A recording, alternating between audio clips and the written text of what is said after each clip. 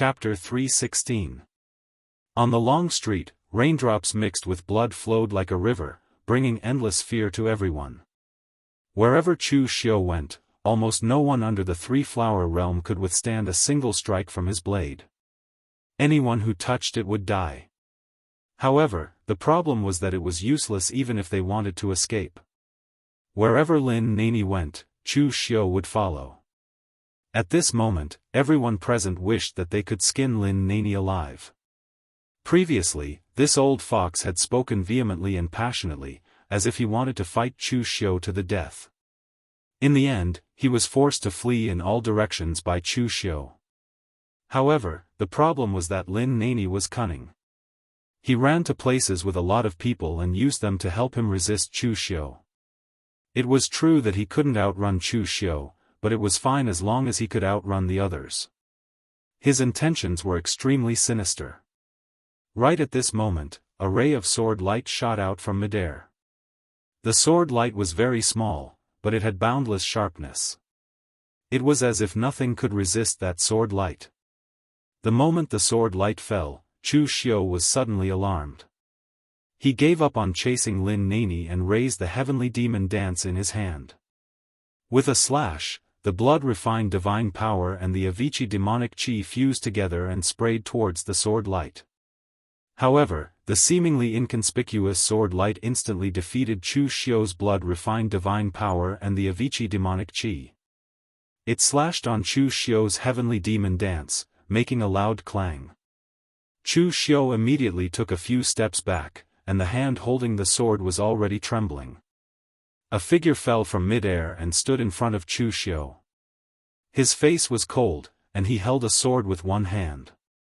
However, the sword was extremely strange. It was a thin sword. The blade was small and narrow, not even half the width of a normal long sword. It looked beautiful, like a sword used by a woman. Of course, the most important thing was that the person in front of him was actually at the oneness of heaven and human realm. He was an expert at the oneness of heaven and human realm in his prime. Seeing the appearance of this oneness of heaven and human realm warrior, everyone present was stunned. Under normal circumstances, there shouldn't be an expert at the oneness of heaven and human realm here. The reason was simple. The strongest of the Jiangdong Five was only at the Five Chi's origin realm. How could an expert at the oneness of heaven and human realm owe the Jiangdong Five a favor? However, at this moment, someone guessed the identity of the person in front of them and couldn't help but exclaim, "It's the Maiden Palace disciple, Feng Wuling." Chu Xiu raised his head when he heard this. He had heard of this person before him. He should have known this person before. He should have been the only male disciple in the Maiden Palace. The Maiden Palace was one of the 5 great sword sects of the 5-sword heaven-splitting sword sect. It was also the only sword sect of the 5 great sword sects that was entirely female. It was said that the founder of the Maiden Palace was a woman from the land of Wuxia in ancient times, which was the generation around the Wu County Luo clan. This woman didn't have a master, but her swordsmanship was natural. It was said that it was a gift from the heavens. She once used a bamboo pole as a sword to defeat many experts in the Jianghu. She was listed as one of the strongest swordsmanship masters in the Jianghu. She didn't leave her name, so people just called her Maiden. Yu didn't have a disciple. She only gave a few pointers to a little girl who was being bullied before leaving, her whereabouts unknown. After that little girl grew up, she made a name for herself in Jianghu and established the Yu Palace, which eventually became one of the 5 great sword sections. The story of the Maiden Palace was mysterious, and there was even a hint of a legend in it. However, the swordsmanship of the Maiden Palace was indeed mystical. This was because Maiden didn't leave behind a complete inheritance. The current Maiden sword manual was written by the little girl after she became a martial Dao grandmaster. She used the swordsmanship left behind by Maiden as well as her own accumulation of swordsmanship as a foundation. Later generations of the Maiden Palace's swordsmanship experts also perfected it one by one. This resulted in a special characteristic of the Maiden Palace's martial artists. The strong were very strong, and the mediocre were mediocre. Those experts had comprehended the true essence of the Umaiden sword manual, the sword Dao left behind by the ancient sword Dao Grandmaster Umaiden.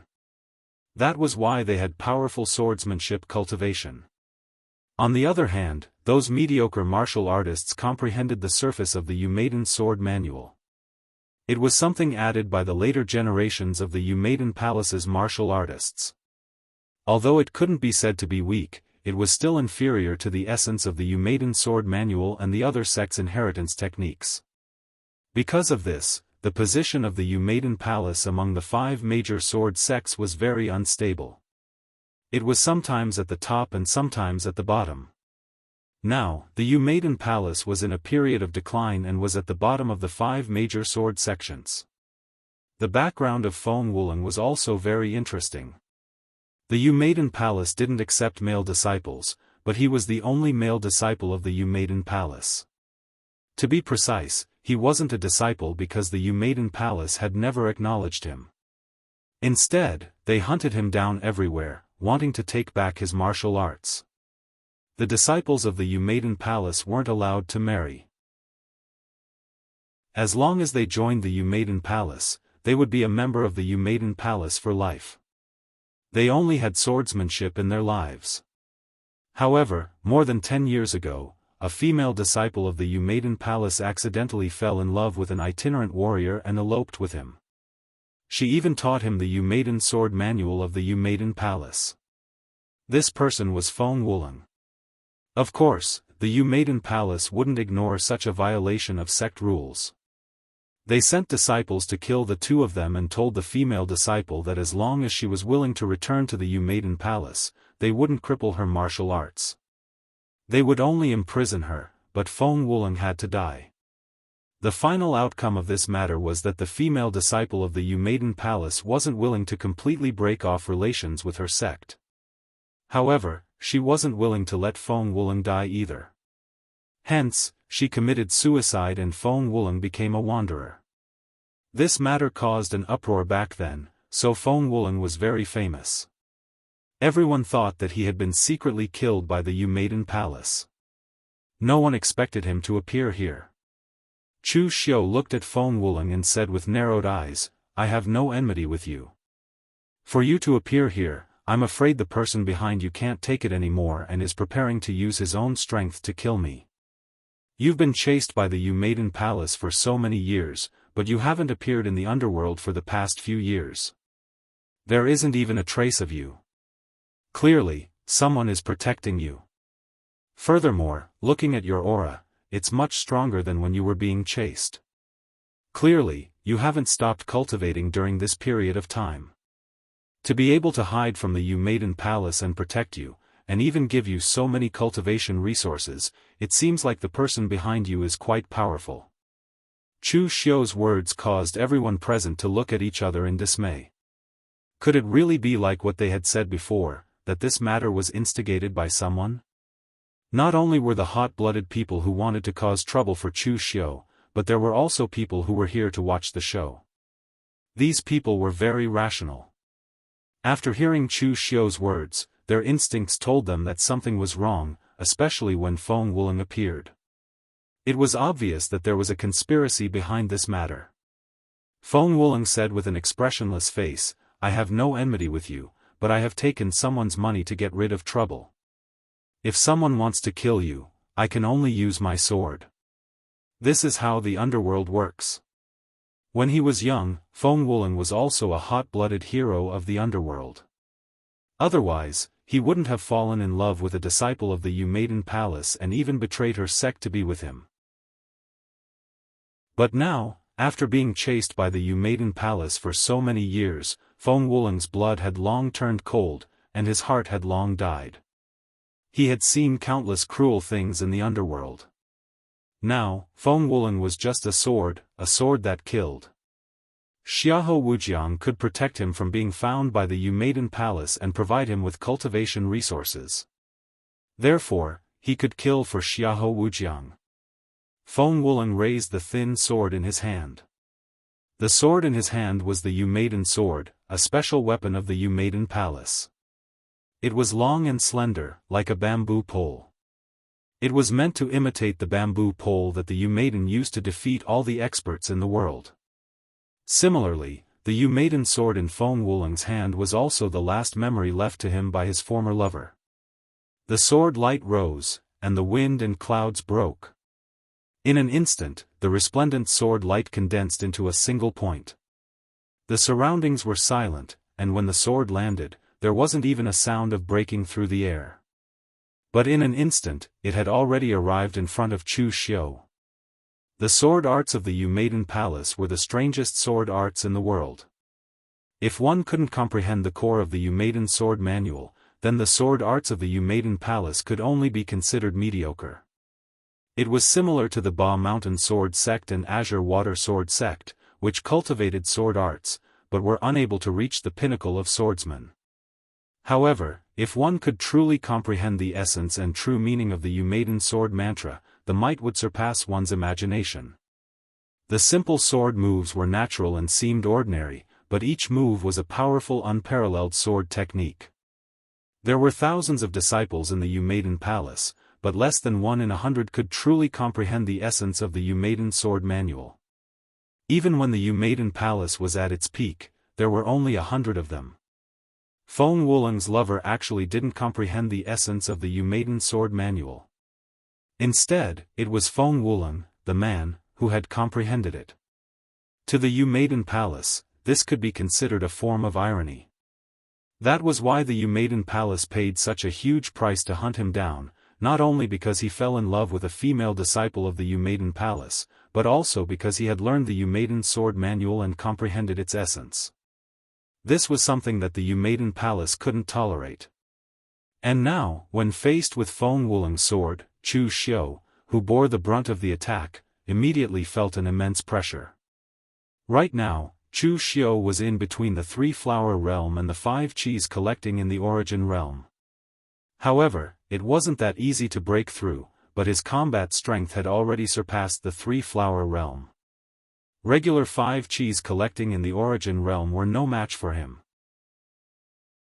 Only martial artists at the level of Chengbuhui could fight him. But against an existence at the unity of heaven and man realm, the gap in between was still not that easy to overcome. If the difference between the 3-flower realm and the 5 cheese collecting in the origin realm was like a small stream that could be crossed by those with long legs, then the difference between the 5 cheese collecting in the origin realm and the unity of heaven and man realm was like a huge river. Even swimming might not be able to cross it. Chapter 317. The 5 tiers of Qi controlling were divided into 3 levels. Internal and physical invulnerability were 1 level, while the 3 flowers and 5 Qis were another level. The final unity of heaven and man was a separate level.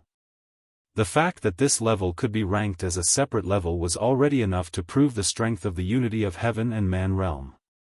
Feng Wuling's sword strike was extremely simple. The gleaming sword strike was natural, as though the surrounding wind was avoiding him and accelerating the flow of this sword strike. Some people said that the Yu Maiden swordsmanship of the Yu Maiden Palace wasn't created by humans, but was a gift from the heavens. Almost everyone treated this as a joke. However, now that Chu Xiu had to bear the brunt of the Yu Maiden swordsmanship, he knew that it wasn't a joke. Chu Xiu formed the Wisdom Fist seal with his Gang Qi, covering heaven and earth. Feng Wuling's sword began to stagnate, as though it had pierced into a pool of water. However, at this moment, his wrist shook gently, and the thin sword moved. Layers of sword aura rippled out, like raindrops falling into a pond, bringing about layers of ripples. It seemed like a gentle breeze, but it completely shattered the Gang Qi field that Chu Xiu's Wisdom Fist seal had set up. Although the Wisdom Fist seal couldn't stop Feng Wuling's sword, Chu Xiu had already slashed out with the demonic dance. The last move of the 3 blades of Avicii shone with boundless demonic aura from hell and bloomed. It collided with Feng Wuling's sword, and a terrifying power erupted. On Chu Xiu's side, his blood and Qi soared into the sky, and the demonic flames were monstrous. He looked extremely powerful. Even the 3 flowers and 5 cheese origin realm couldn't compare to Chu Xiu's power. On the other side, Feng Wuling had casually stabbed out with his sword. Even the sword qi was not that powerful. The clash between the blade and sword, which seemed to be of great disparity, produced a loud bang. The ground beneath Chu Xiu's feet shattered inch by inch, and he could not help but retreat. Both the demonic aura and the blood-refined divine power had been shattered by Feng Wuling's sword. On the other hand, Feng Wuling was standing on the same spot, not moving an inch. With just one move, it was obvious who was stronger. Facing Feng Wuling, Chu Xiu was still at a disadvantage despite using all his strength. Facing Feng Wuling, Chu Xiu was still at a disadvantage despite using all his strength. He had not seen many Unity of Heaven and Man realm martial artists. The strongest among them should be Phaseless Demon Sects Mr. Liu and Azure Dragon Society's Heavenly Sin Branch leader.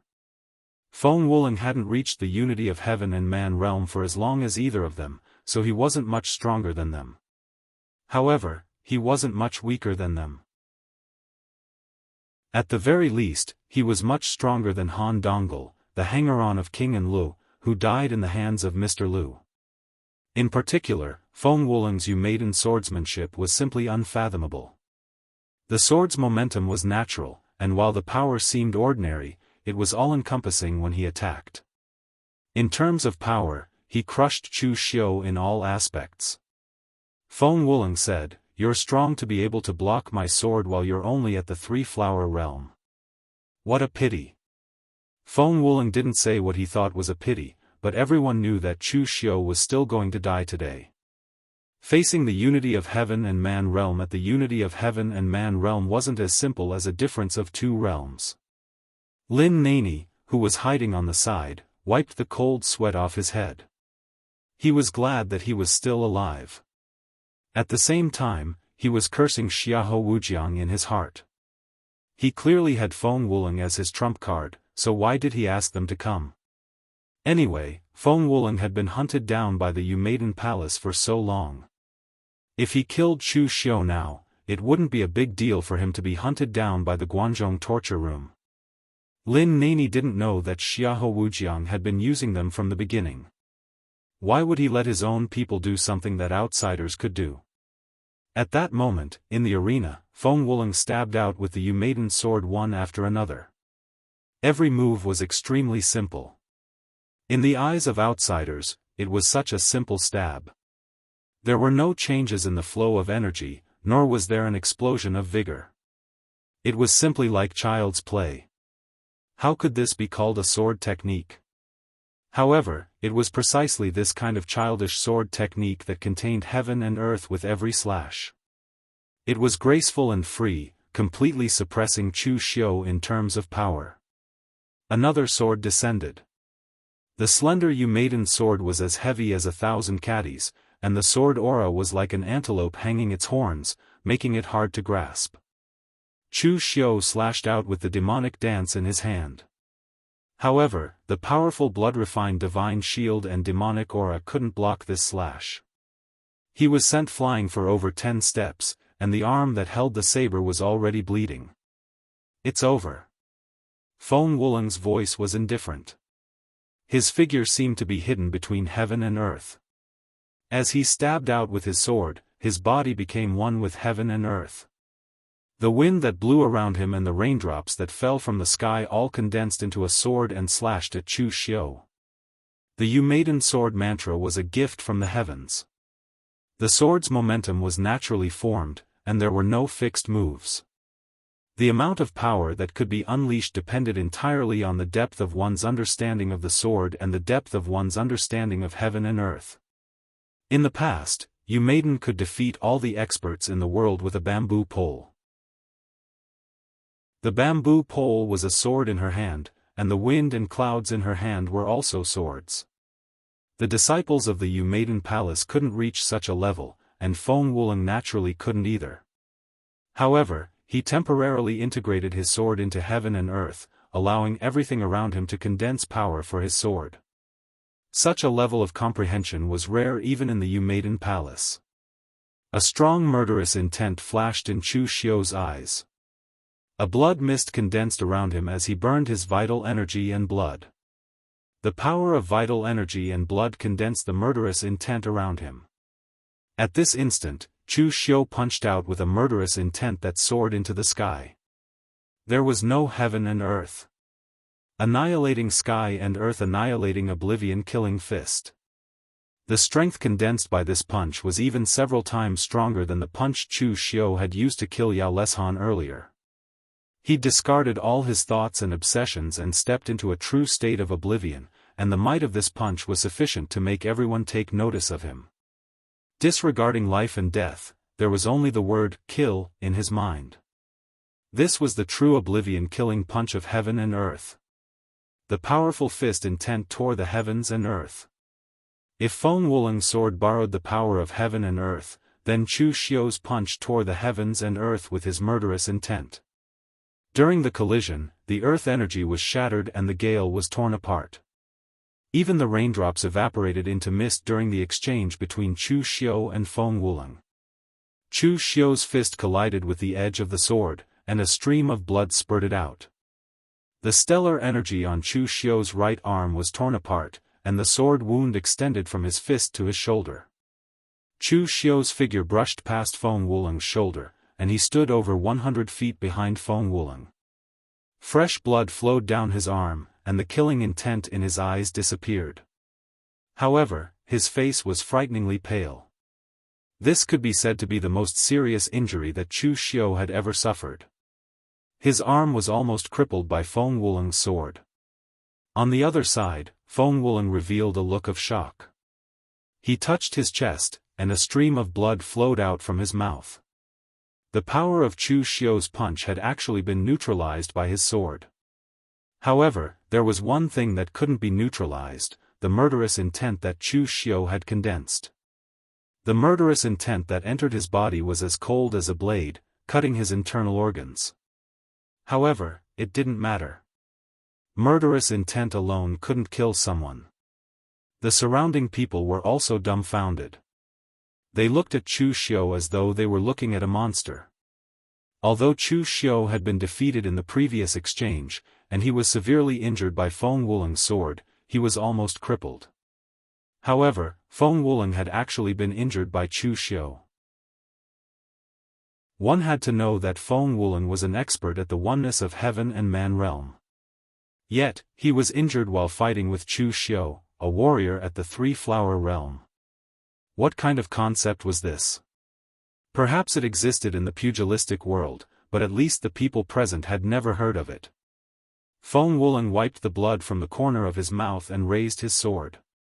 Just as he was about to attack, a crazy murderous intent suddenly appeared in his eyes.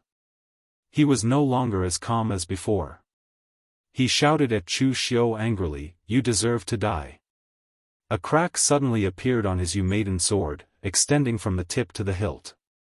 Although Chu Xiu's desperate attack by burning his blood essence couldn't kill an expert at the oneness of heaven and man realm, it wasn't that easy to resist. The murderous intent was like a blade. Although Feng Wuling's maiden sword was a fifth transformation precious weapon, it couldn't withstand such a powerful force. Hence, cracks appeared on it. Before this, Feng Wuling's attitude toward Chu Xiu was very indifferent because he had no enmity with Chu Xiu. He only killed Chu Xiu because it was a mission. He was Xiahou Wujiang's sword. Xiahou Wujiang had protected him for so many years, so he could kill whoever he wanted him to kill. However, the sword that his former lover had left for him, which was also the sword that he had entrusted all his heart to, had cracked from a punch from Chu Xiu. This made Feng Wuling furious, and he really wanted to kill Chu Xiu. The sword light flowed, and the originally calm sword aura revealed a hint of ferocious killing intent. As Feng Wuling stabbed out with his sword, the surrounding wind and rain froze and scattered to the sides along with the blade of the sword. It was as though they were opening up a path for Feng Wuling's sword. The enraged Feng Wuling attacked with all his might, and his power was several times stronger than before. However, at this moment, Chu Xiu seemed to have sensed something. He took a step forward, and the aura around him became extremely mysterious. The surrounding raindrops fell and the gentle breeze seemed to have some kind of rhythm. It was displayed in the most direct state in front of Chu Xiu. Those who were observing Chu Xiu suddenly realized that Chu Xiu's current state was very strange. He seemed to have become one with heaven and earth, but he was like a bystander, watching the movement of heaven and earth. That indistinct state made people feel very stifled. Some people even felt a little uncomfortable just by looking at him. Heaven's son gazing at air.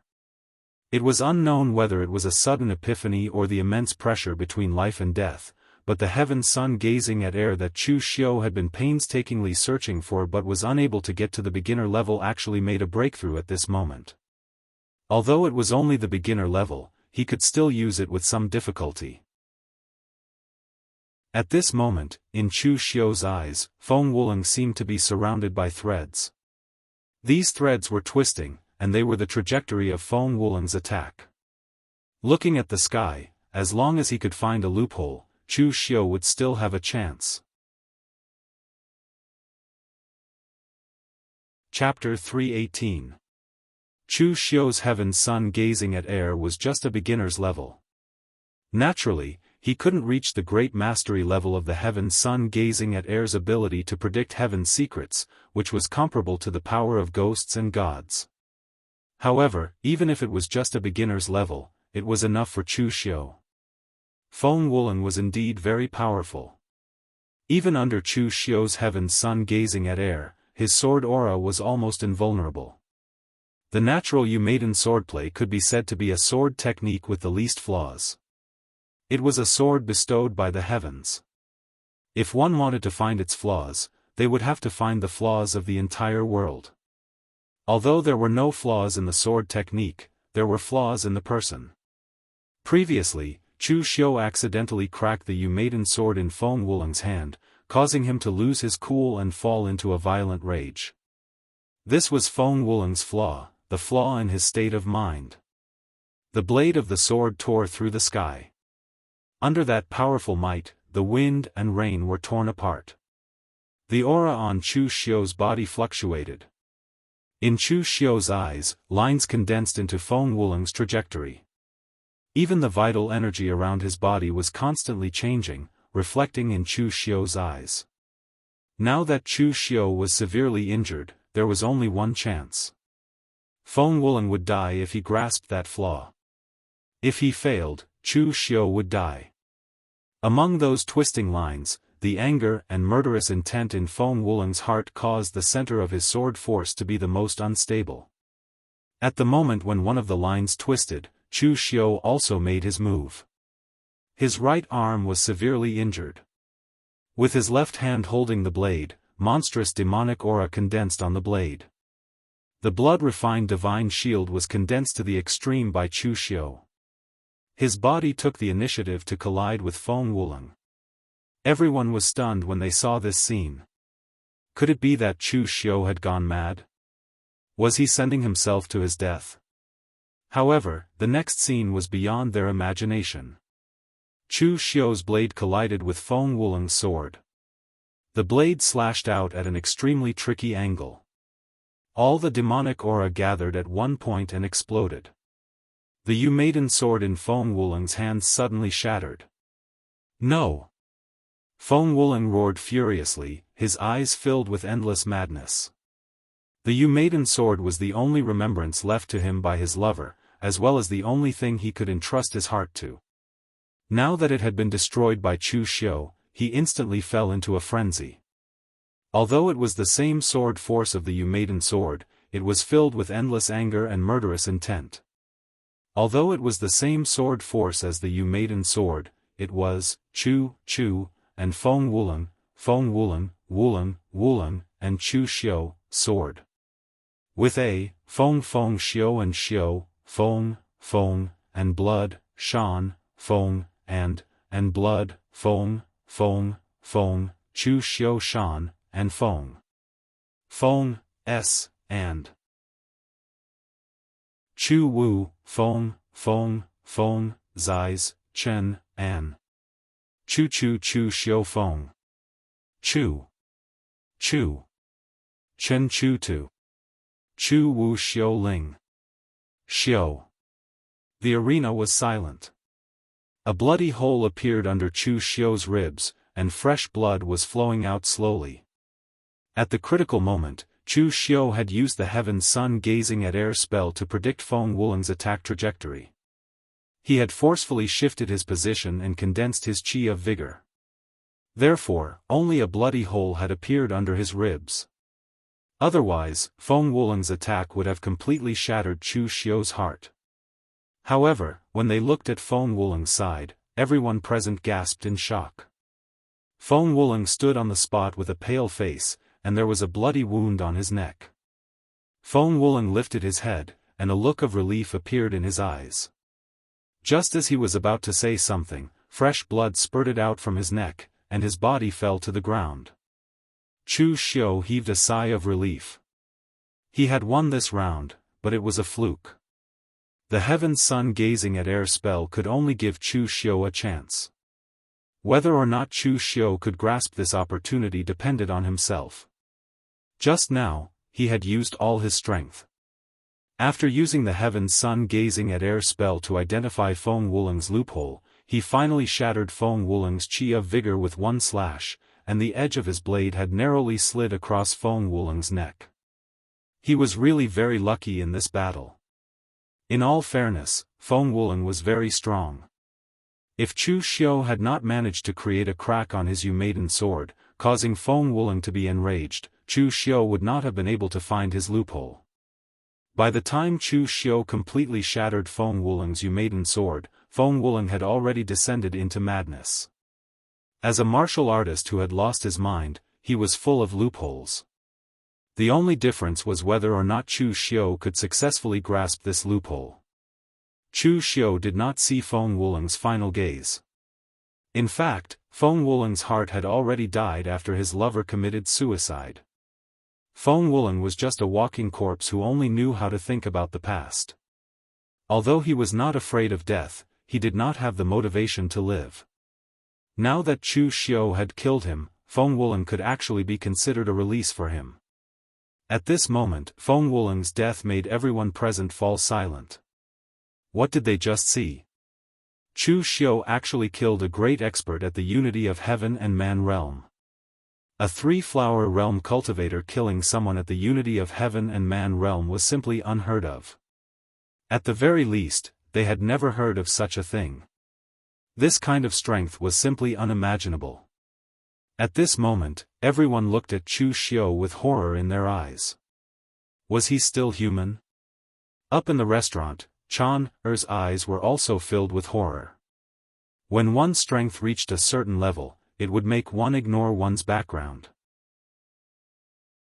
Chan had always thought that her master was the most outstanding. It was not like her master had never killed a martial artist at the Five Chi's origin realm. Killing someone one level higher was definitely not difficult for Xiahou Wujiang. However, no matter how strong Xiahou Wujiang was, he was not strong enough to be able to kill a great expert at the unity of heaven and man realm, especially when Feng Wuling was not an ordinary one. Even among the many martial artists at the unity of heaven and man realm, Feng Wuling was considered an expert. With Chan Er's strength, she naturally could not see the danger in the battle between Chu Xiu and Feng Wuling, as well as the flaws in Feng Wuling's performance. Anyway, in the eyes of most people in the Jianghu, they only looked at the results and did not care about the process. They only saw that Chu Xiu killed Feng Wuling. It was that simple. Just now, Chan made the decision to let Feng Wuling kill Chu Xiu on her own. It was because she saw the threat Chu Xiu posed. Previously, Xiahou Wujiang did not take Chu Xiu seriously. He had only done this to vent his anger. However, after Chan saw Chu Xiu's performance, she knew that if Chu Xiu did not die, he would definitely become a great enemy of her master in the future. Therefore, even though Chan knew that Feng Wuling would easily expose himself, she still insisted on letting Feng Wuling kill Chu Xiu. Even if Feng Wuling's identity was exposed and he could not fight for a period of time, it was all worth it as long as he could kill Chu Xiu. However, Chan never imagined that Chu Xiu would be so strong that even Feng Wuling died in his hands. Chan had already made up her mind. After she returned to the Xiahou clan, she would definitely let her master use all his strength to kill Chu Xiu. Otherwise, if today's matter was exposed, Chu Xiu would definitely become her master's sworn enemy. With such an enemy, her master would definitely be in endless trouble in the future. At the same time, even though Chu Xiu was heavily injured, not a single person in the crowd dared to try and take advantage of him, and it was even to the extent that many people had fled in secret. At this moment, Chu Xiu was no different from a demon in their hearts. Who would dare to go forward and court death? At this moment, Chu Xiu looked at Lin Nani with a sinister murderous look in his eyes. It did not matter whether Lin Nani died or not. What was important was that he wanted to know who set up this trap today. In the battle with Feng Wuling just now, Chu Xiu could not hold back, and it was impossible for him to hold back. Fortunately, there was still Lin Nani alive to interrogate. Seeing Chu Xiu's gaze, Lin Nani suddenly shivered and turned to flee. Just now, he thought that with an expert at the unity of heaven and man realm coming forward, this matter would be in the bag, and Chu Xiu would definitely die. However, who would have thought that Chu Xiu was so abnormal that he could even kill an expert at the unity of heaven and man realm? If he had known earlier, he would have fled first. However, it was not too late to escape now. Chu Xiu had just fought with an expert at the unity of heaven and man realm, and he was also seriously injured. It was impossible for him to be as fast as before. In fact, it was indeed as Lin Nani had guessed. Chu Xiu's injuries were not light. Even the speed of the internal binding seal could not be unleashed to its limit. However, Lin Nani did not wait for him to run far before a warrior at the Three-Flower Realm suddenly rushed out of an alley and directly punched at Lin Nani. If Lin Nani was at his peak, he naturally did not care about a small warrior at the Three-Flower Realm. However, he was currently running for his life and did not expect someone to suddenly attack him. This caught Lin Nani off guard and made him block in a panic, but his body was involuntarily blasted a few steps back. The warrior at the Three-Flower Realm who attacked smiled proudly and said, "Old thing, you dare to be so arrogant in my River Sun Prefecture? Now you will suffer." The warrior who suddenly attacked was the local tyrant of River Sun Prefecture, the leader of the Green Tiger Gang. Previously, Lin Nani led a group of people to attack in River Sun Prefecture, not caring about the Green Tiger Gang at all. This had long since made him resentful. However, at that time, Lin Nani and the others were powerful, so he did not dare to say anything. Now, seeing how brave Chu Xiu was and how he beat the other party into a mess, the leader of the Green Tiger Gang did not mind hitting him when he was down. After being repelled by the sneak attack, Lin Nani did not have time to be angry. He felt a murderous intent coming at him, which made Lin Nani immediately feel bad. Before Lin Nani could turn around, a bright light had already bloomed behind him. The complete Aquarius seal. With a loud bang, Lin Nani was blasted and spat out a mouthful of blood. However, he was immediately lifted up by his neck by Chu Xiu. Chu Xiu smiled at Lin Nani and said coldly, "You are very good at running. Why don't you keep running now?" Chapter 319. With a move of his body, Chu Xiu went straight to the restaurant. At this time, Chan was actually ready to escape, but she was blocked by Chu Xiu. This made her expression change suddenly, and at the same time, she secretly cursed Lin Nani and the others for being unreliable. But what was even more shocking was the result of Chu Xiu's battle. Chu Xiu looked in the direction that Lin Nani was pointing, and the corner of his mouth revealed a sinister smile. Then, he suddenly exerted force in his hand and directly crushed Lin Nani's neck. After killing two people to vent his anger, Xiahou Wujiang squeezed out two words from between his teeth, "Chu Xiu." After hearing that it was Xiahou Wujiang, Chu Xiu also had a strange expression on his face. To be honest, he really didn't think that this person would be Xiahou Wujiang.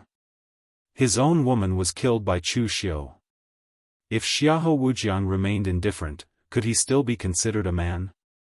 Just now in the Heong prefecture, Chu Xiu was actually holding on. These two rogue cultivators thought about it and agreed. The Xiahou clan, one of the 9 great clans, casually squeezed out something from between their teeth, and it was enough for them to eat for a lifetime. Therefore, these two warriors also volunteered to bring Chan Er's corpse to the Xiahou clan, and the others actually didn't fight for it, which made the two quite surprised. Chu Xiu said indifferently, "It seems that my deterrence is still not enough. Your Lin clan is in River East. Do you want to die, and you still want to implicate the old and young in your family? If you tell me, I will let your Lin clan live. If you don't, I will kill your whole family. Don't doubt me, this is not the first time I have done this." Lin Nani gritted his teeth and said, "You really won't touch my Lin clan?" Because it had been some time since the God Weapon Conference, he subconsciously thought that if Xiahou Wujiang wanted to retaliate against him, he would definitely have done it long ago, instead of dragging it until now. "I, Chu Xiu, will do what I say. I still have this bit of credibility," Chu Xiu said indifferently. Several days later, within the Xiahou clan. Looking at Lin Nani, Chu Xiu said coldly, "Tell me, who is the person who ordered you to do this?" Chan was not only his personal maid, but also the person who slept by his side. However, Xiahou Wujiang did not have a proper wife, so Chan was only a maid. Otherwise, her identity would have been that of a concubine. Lin Nani thought for a while and finally seemed to have made up his mind. He said in a low voice, "It was Xiahou Wujiang who contacted us secretly and asked us to provoke the emotions of the warriors of Eastern Qi to kill you." After the shock, their emotions turned into anger. In the end, it turned out to be Xiahou Wujiang, which really surprised Chu Xiu. Lin Nani stared at Chu Xiu in disbelief. "Didn't you just say that you wouldn't kill me? You changed your mind in the blink of an eye." However, they did not expect that the person who made the move was actually Xiahou Wujiang. In their opinion, Xiahou Wujiang and Chu Xiu had a grudge, but the grudge between the two sides should not have reached such a level. It was rumored that Xiahou Wujiang would seek revenge for the smallest grievance and was narrow-minded. Obviously, this was indeed the case. As his voice fell, Chu Xiu looked in the direction of the restaurant, and his eyes revealed a ferocious killing intent. Xiahou Wujiang looked at Chan Er's corpse with an expressionless face, but the people around him could feel the soaring anger that was about to erupt from Xiahou Wujiang's body. In that Azura-like massacre just now, Chu Xiu had completely killed their guts. Not to mention that Chu Xiu still had the strength to fight, even if Chu Xiu was lying on the ground and looked like he was about to die. It was estimated that not many people would dare to go forward to test him. Chu Xiu's seemingly calm words made Lin Nani shiver all of a sudden because he knew that what Chu Xiu said was true. He had killed 3 5-Chi's origin realm martial artists in a row, as well as several 3-flower realm martial artists in the 3-flower realm and a group of martial artists from the 3-flower realm. He had killed hundreds of people on his own, which was shocking enough. After leaving River Sun Prefecture, Chu Xiu suddenly spat out a mouthful of blood, and an abnormal flush emerged on his pale face. His face was still pale, and anyone could see that Chu Xiu was seriously injured. However, none of the warriors present dared to follow Chu Xiu, let alone hit him when he was down. Looking at Chu Xiu's murderous face, Chan hurriedly said, "Chu, in fact, some people had already instigated the anger of the Eastern Qi warriors before, and some people with a clear mind had already seen that someone was definitely plotting this." Now, it seemed that it was indeed the case. However, things were a little different from what they had imagined. Xiahou Wujiang had been looking at the corpse for a while, but he had no intention of rewarding the two of them, which made them a little anxious. This person was quite famous in the Jianghu a few years ago, and he was also a well-known existence among the many unity of heaven and man realm warriors in the Jianghu. In the end, he died at the hands of Chu Xiu, and at the hands of a three-flower realm warrior in the three-flower realm. How could this not make everyone exclaim? Standing opposite Xiahou Wujiang, the two lone cultivators who had not yet reached the innate realm looked at each other, and they were both a little anxious. Lin Nani's face was full of despair as he was held by the neck by Chu Xiu. There was a hint of struggle in Lin Nani's eyes. Say it? How could it be so simple? If he said it, would Xiahou Wujiang let them go? Chu Xiu's most serious injury was not external, but internal. However, Chan could not think so much at this time. As Chu Xiu pulled out the heavenly demon dance, Chan's corpse fell to the ground, causing the people around to shiver. One of the warriors mustered up the courage to ask, "Young Master Xiahou." However, what was even more shocking was that Chu Xiu had actually killed Feng Wuling, the mortal sword. When Chan regained consciousness, the pitch-black heavenly demon dance had completely pierced through her.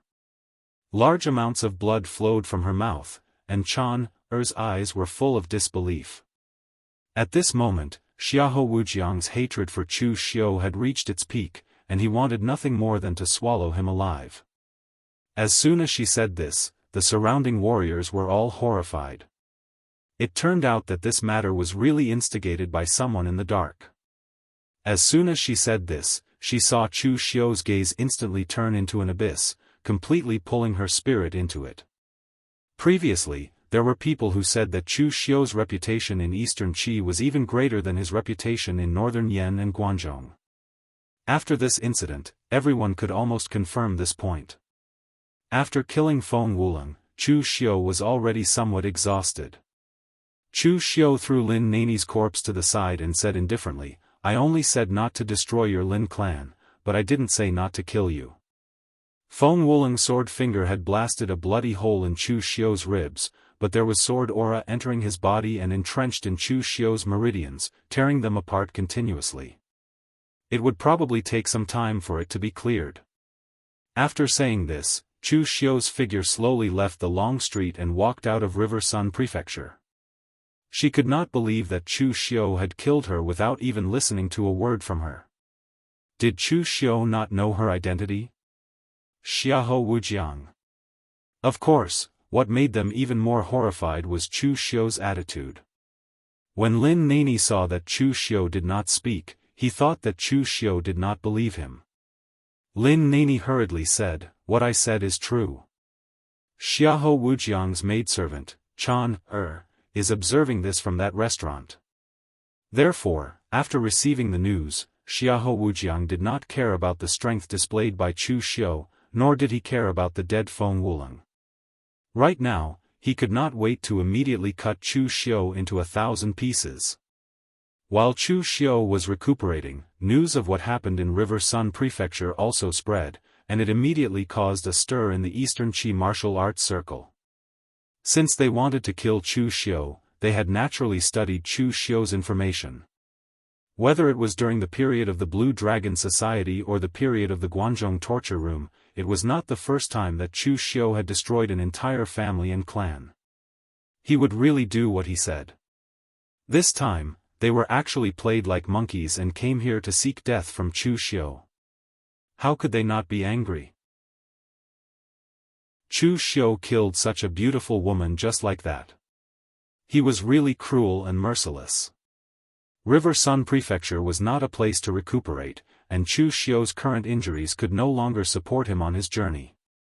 Therefore, Chu Xiu forced himself to find a deserted mountain, blasted a cave, and temporarily recuperated in it.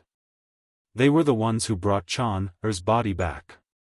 It was precisely because Chu Xiu said that as long as they brought Chan's body back to the Xiahou clan, they would definitely be rewarded. That was why they made this trip.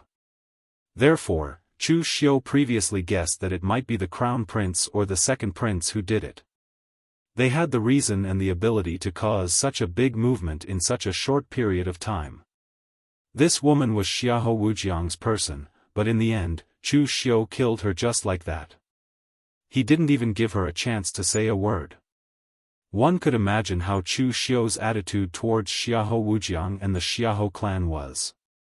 He really wasn't afraid of fighting to the death with the Xiahou clan. Just as his words left his mouth, Xiahou Wujiang waved his hand. In an instant, 2 beams of golden light poured into the bodies of these 2 people. With a loud explosion, the heads of these 2 people directly exploded from the stellar energy imbued with powerful psyche. Chu Xiu flung the blood off his saber, pointed at Chan Er's body, and said indifferently, "If any of you have the time, send her body to the Xiahou clan. Xiahou Wujiang will give you a lot of money. Also, help me pass a message to Xiahou Wujiang.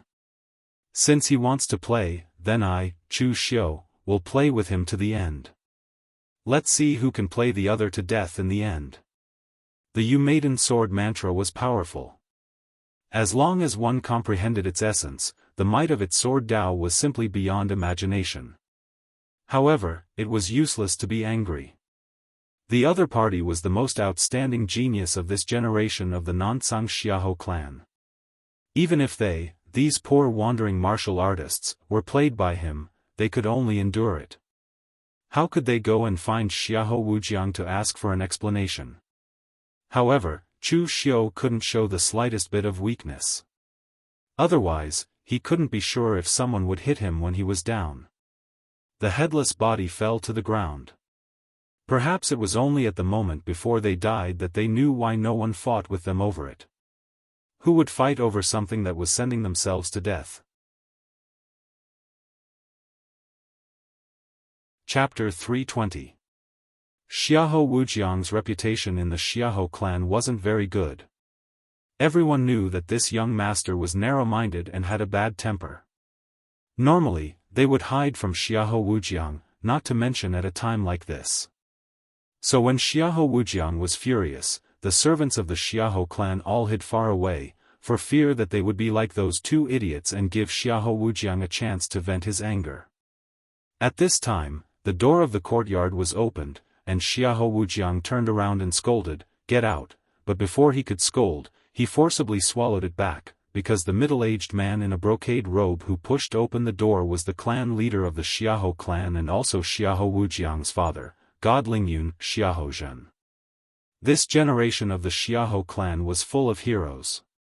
Xiahou's aptitude was mediocre when he was young, and he wasn't valued at all. He only stepped into the innate realm in his 20s, which was considered fast compared to other martial artists, but in the Xiahou clan, it could only be said to be mediocre. But after stepping into the innate realm, Xiahou amazed everyone with a single brilliant feat. It was as if he had no bottlenecks, and he crossed the 5th level of the Qi-controlling realm all the way to become a martial arts master. Moreover, he also displayed his incomparably skilled skills, as if he was crushing all his opponents at that time, and became the clan leader of the Xiahou clan. Seeing Xiahou Wujiang's appearance, Xiahou said indifferently, "What, can't afford to lose? Are you going to do it yourself?" Before Xiahou Wujiang could speak, he saw Xiahou's gaze instantly turn gloomy. "What did I teach you back then? If you don't kill a snake, you will be harmed. If you want to deal with someone, you either don't make a move, or if you make a move, you must completely defeat the other party in one blow. But what about you? You always do things with a joking mind, and you don't put anyone in your eyes. Do you really think you're invincible in the younger generation? Or do you think that my Xiahou clan is the former Kunlun devil cult that can suppress the world, and you don't put anyone in your eyes?" Xiahou Wujiang was just about to defend himself when Xiahou shouted, "You still dare to quibble?" Xiahou Wujiang's mouth moved. He was scolded without saying a word. If he really dared to defend himself, Xiahou would probably directly slap him. With a cold snort, Xiahou said, "Don't think I don't know what you're thinking. You're too talented, and you've been too successful since you were young. This has also led you to look down on everyone. I warned you when you offended Mo Tianlin because of that girl from the Luo family. After all, Mo Tianlin is a disciple of the Mo family of Shangyang. Mo Tianlin is inferior to you now, but what about in the future? Although some people were not your match in a direct confrontation, if they wanted to hit you while you were down, they would definitely bring you big trouble. Chu Xiu's ranking on the Longhu roll is above yours. After the Divine Armament meeting, he became the most outstanding disciple of the Guanzhong Punishment Hall's younger generation, and Guan Xiu thought highly of him. He is now the Guanzhong Torture Room's patrol inspector, and he will be the torture officer in the future. How do you know that he won't become the hall master of the Guanzhong Torture Room in the future? Because of your actions, you will offend a big shot of the Guanzhong Torture Room in the future, and cause our Xiahou clan to have a grudge with the Guanzhong Torture Room. After saying so much, you are good in every way, and you are qualified to be the future heir of our Xiahou clan. But there is one thing that is your weakness, and that is arrogance. It's not a problem for ordinary people to be arrogant, but as the heir of the Xiahou clan, one of the 9 great clans, arrogance will kill you. Xiahou Zhen's words made Xiahou Wujiang break out in a cold sweat. Normally, he would not take Xiahou Zhen's words to heart, but now, combined with the matter of Chu Xiu, Xiahou Wujiang also found that he was indeed a little arrogant this time. He did not regard Chu Xiu as an opponent, and he only wanted to teach him a lesson. But the result was self-defeating. Chan was dead, and so was Feng Wuling. Not only did he fail to accomplish his task, but he also completely formed a grudge with Chu Xiu. It could be said that he suffered a double loss, and did not get any benefits. Xiahou Wujiang said in a low voice, "Then, father, what should we do now?" Xiahou Zhen snorted coldly and said, "You have the nerve to ask me what to do? Do you have any idea what kind of trouble you've caused this time? You secretly instigated the warriors of Eastern Qi to make a move against Chu Xiu. Although the ones who were affected were those rogue warriors, and there were no real big shots, it also affected the reputation of the Xiahou clan.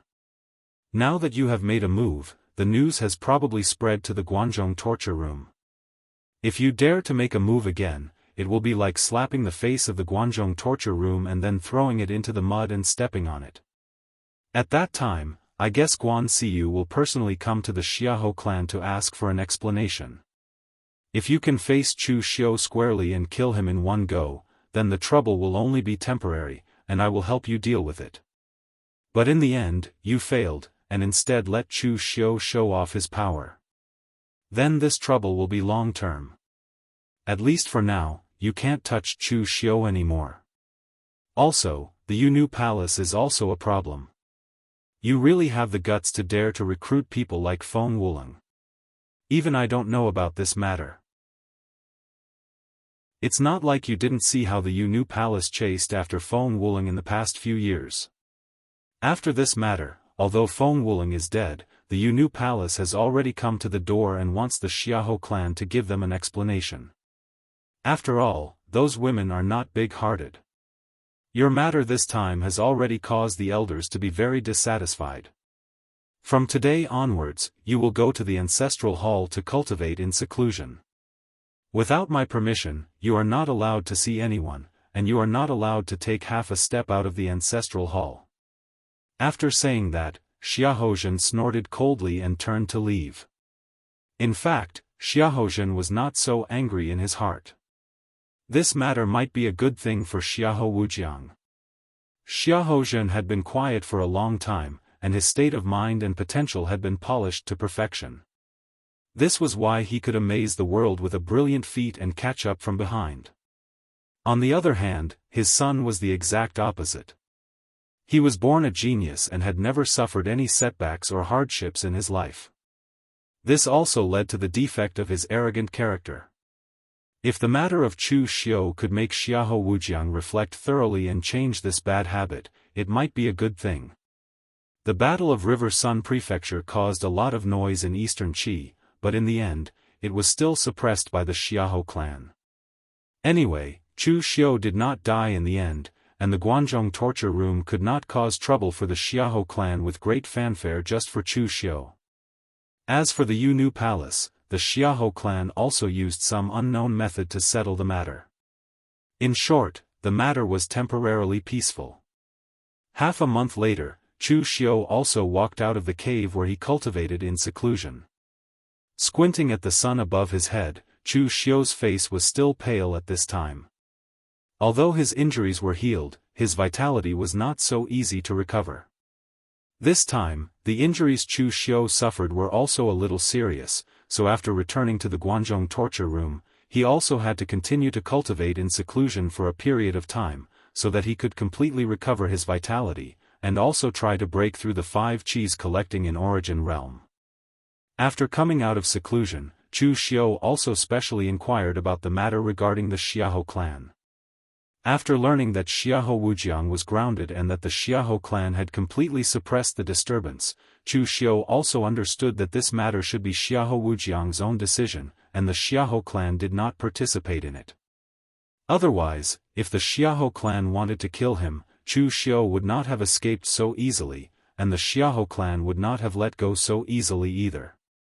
Just as Chu Xiu was preparing to return to the Guanzhong torture room, just as he appeared in the prefecture government, someone took the initiative to come to the door, and this person was something that Chu Xiu did not expect.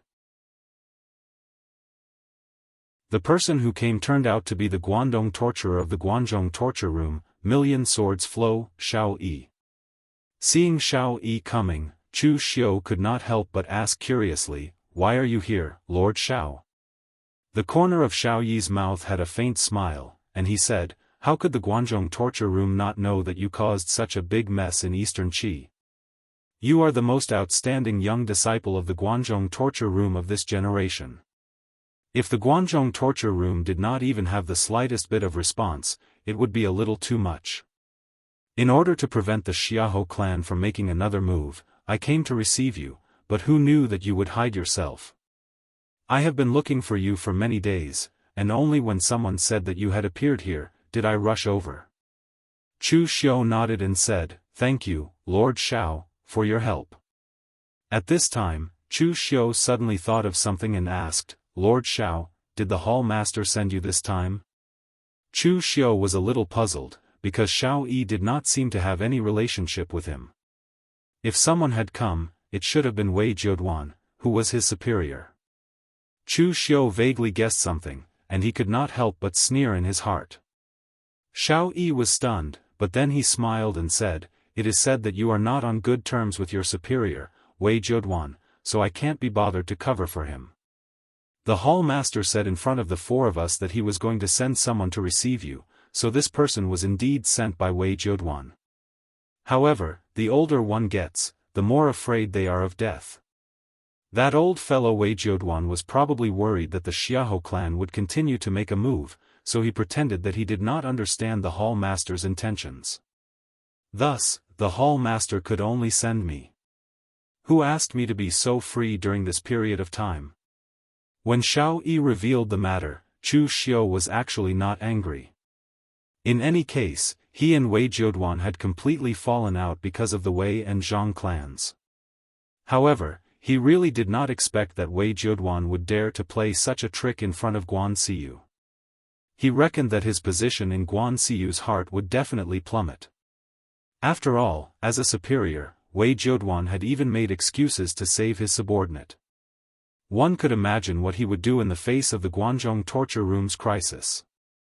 It was fine to have some selfish motives and play some tricks, but when it came to the Guanzhong torture room's reputation, Wei Jiuduan actually dared to do such a thing. He really did not know what was good for him. Of course, it was also possible that Wei Jiuduan knew that he was about to retire, so a dead pig was not afraid of boiling water.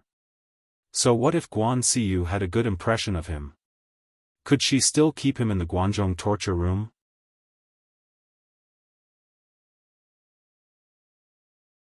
Chapter 321. Chu Xiu didn't continue asking about Wei Jiuduan. After all, he wasn't that familiar with Shao Yi, and some things weren't easy to talk about. However, Shao Yi was very talkative. He patted Chu Xiu's shoulder and said, "Xiahou Wujiang schemed against you this time. Although it's a personal grudge between the 2 of you, Xiahou Wujiang's methods are a bit too dirty. You're from the Guanzhong torture room, and Xiahou Wujiang slandered you. That's the same as slandering the Guanzhong torture room. However, although Master Guan wants to interfere in this matter, he can't do so. The Guanzhong torture room has been dealing with internal affairs all these years, so it's not that famous in the pugilistic world.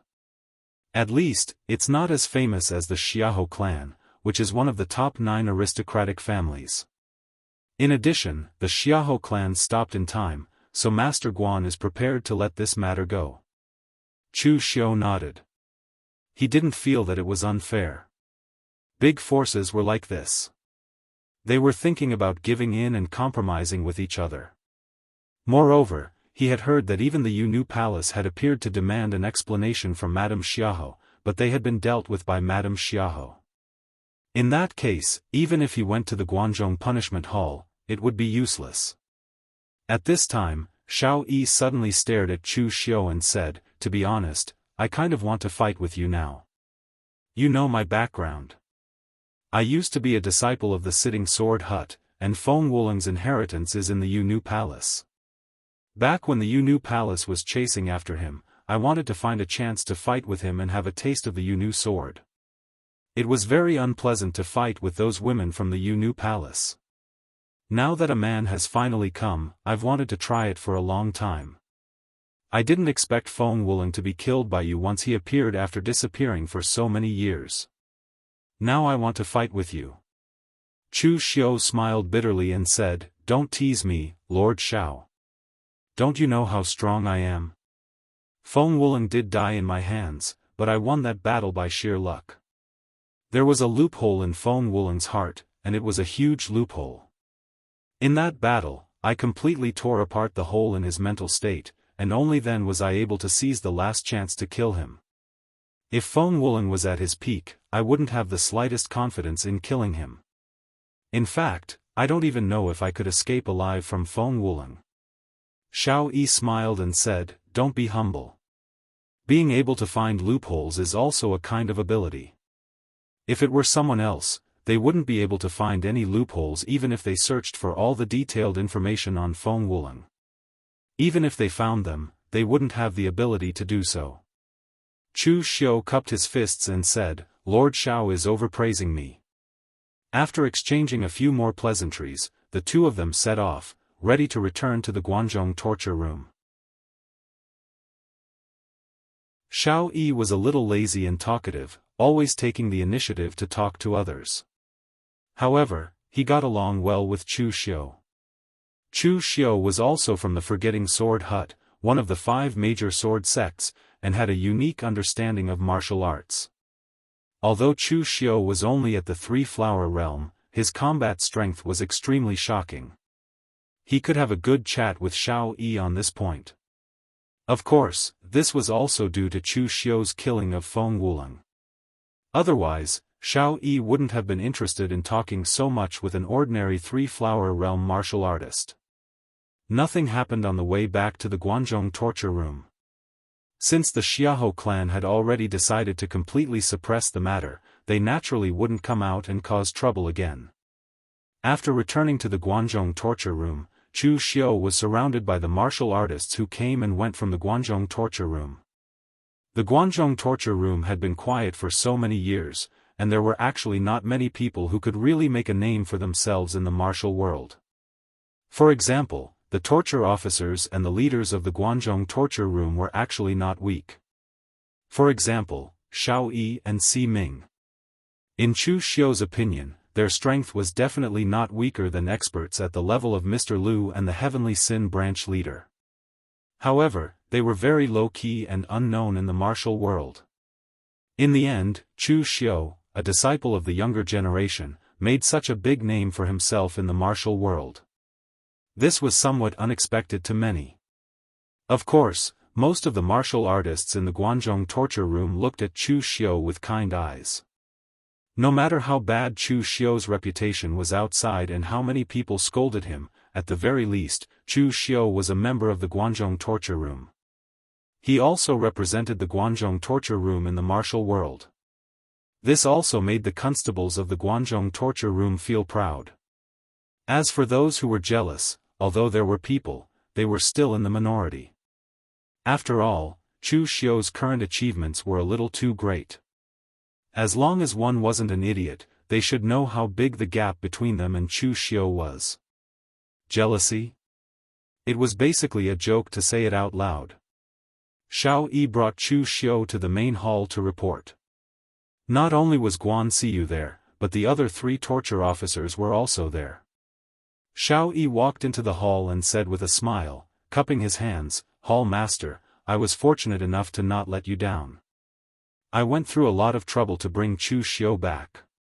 I completed such a big task. You should at least give me some reward, right?" Guan Siyu knew Xiao Yi's character.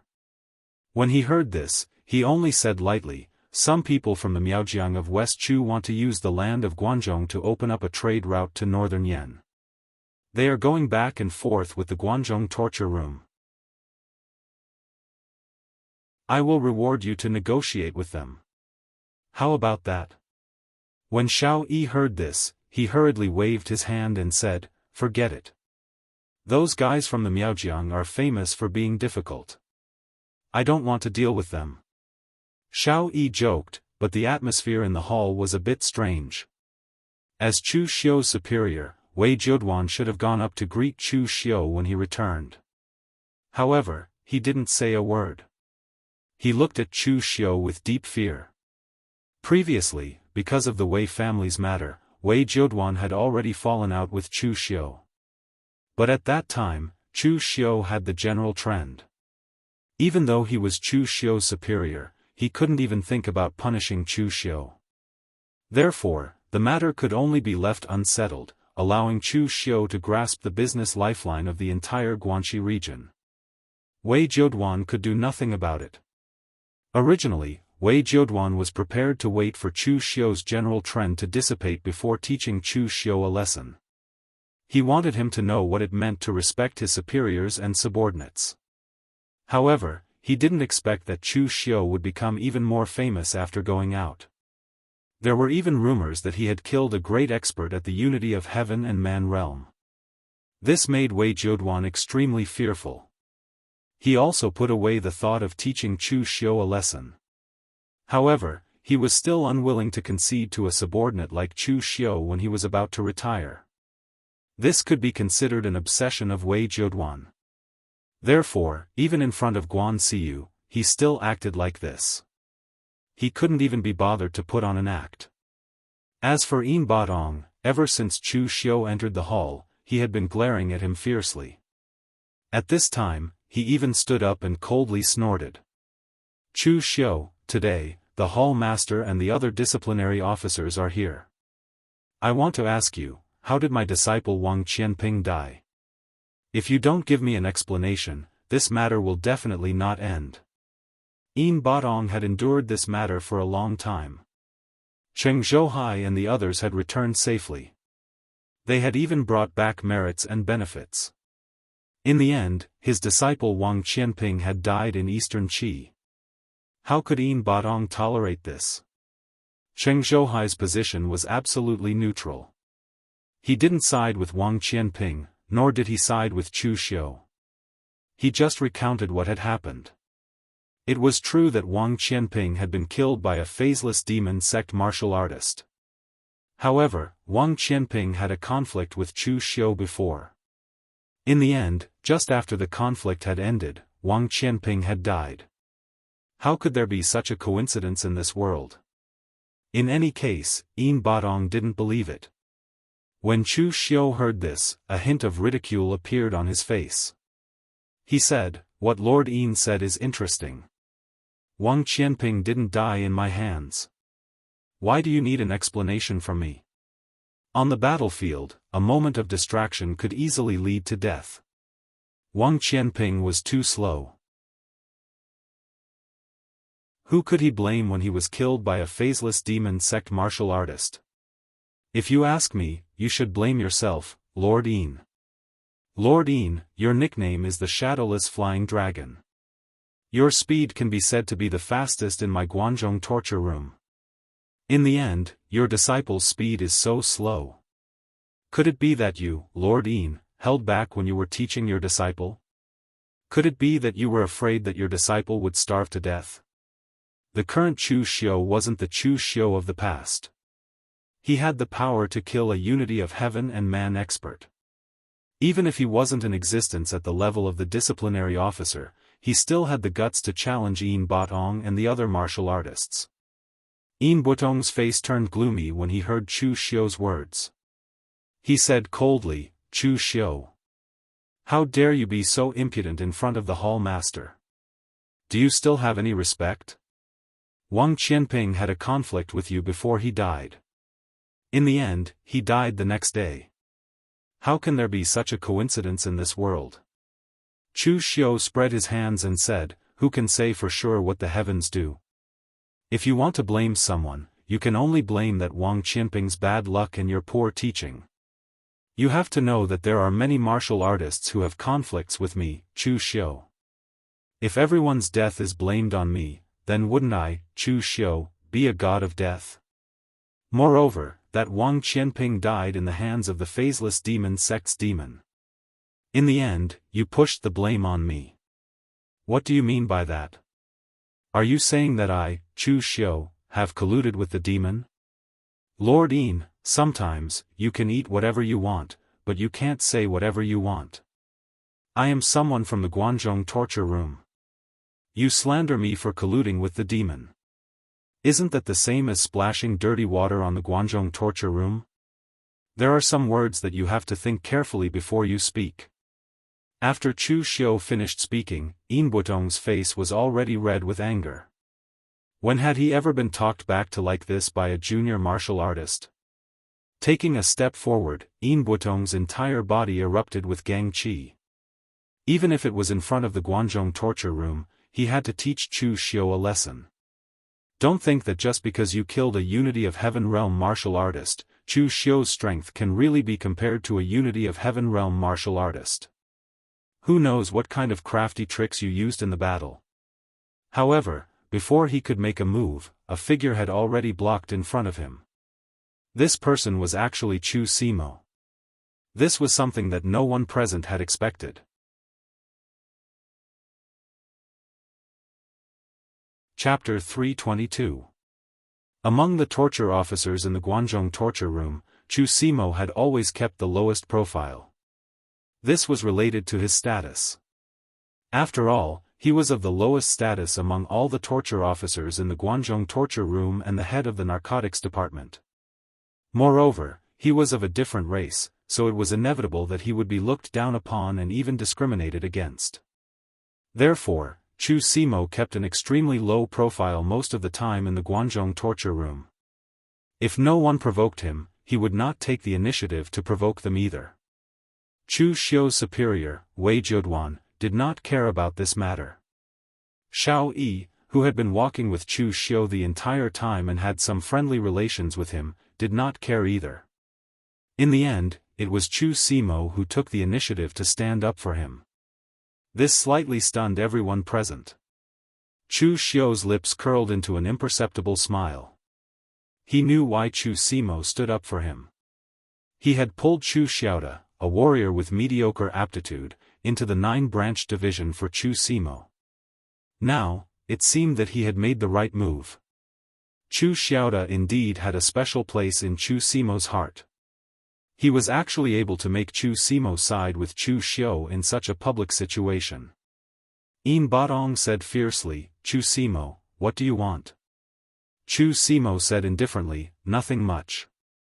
I just want to remind you that this is the Guanzhong torture room. The hall master is still here. You, a dignified torture officer, are making a scene here and even attacking a junior. You might be shameless, but we torture officers like you do." Yin Botong's face darkened. He immediately pointed at Chu Simo and began to curse. However, at this moment, Guan Siyu finally spoke. He snorted coldly and said, "All right, shut up. It's already over. There's no evidence, so there's no need to pursue this matter." Chu Xiu did not leave any traces behind, and the most important thing in the Guanzhong torture room was evidence. In addition, with Chu Xiu's current status, so what if Yin Botong was the torture officer? He could not casually smear Chu Xiu's name. Seeing that Guan Siyu had already spoken, Yin Botong could only snort coldly and keep quiet. Guan Siyu said in a deep voice, Chu Xiu, Cheng Zhouhai and company have already explained everything. However, you're the leader of this case. Tell them again. Chu Xiu nodded and repeated the matter to Guan Siyu. Of course, what Chu Xiu said was what he had modified. It was what others could see. For example, why did Chu Xiu insist on killing Qiu Dongmao, even to the point of ruining the Jiangdong 5 heroes? Chu Xiu could totally push the blame to Qiu Dongmao's poisoning of Qiu Zhensheng. He was doing it for the sake of the Guanzhong torture room's reputation. He had to be thorough when doing things. The Guanzhong torture room could not afford to make any mistakes when handling a case. However, everyone present secretly shook their heads when they heard this. Did Chu Xiu look like a selfless person? Anyway, no matter how they looked at it, they did not believe it.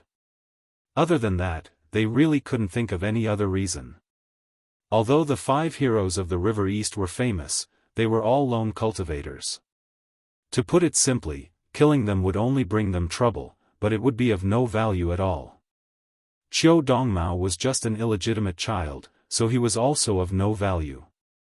Apart from Qiu Zhensheng's case, they really could not find any suspicious points for Chu Xiu to kill them.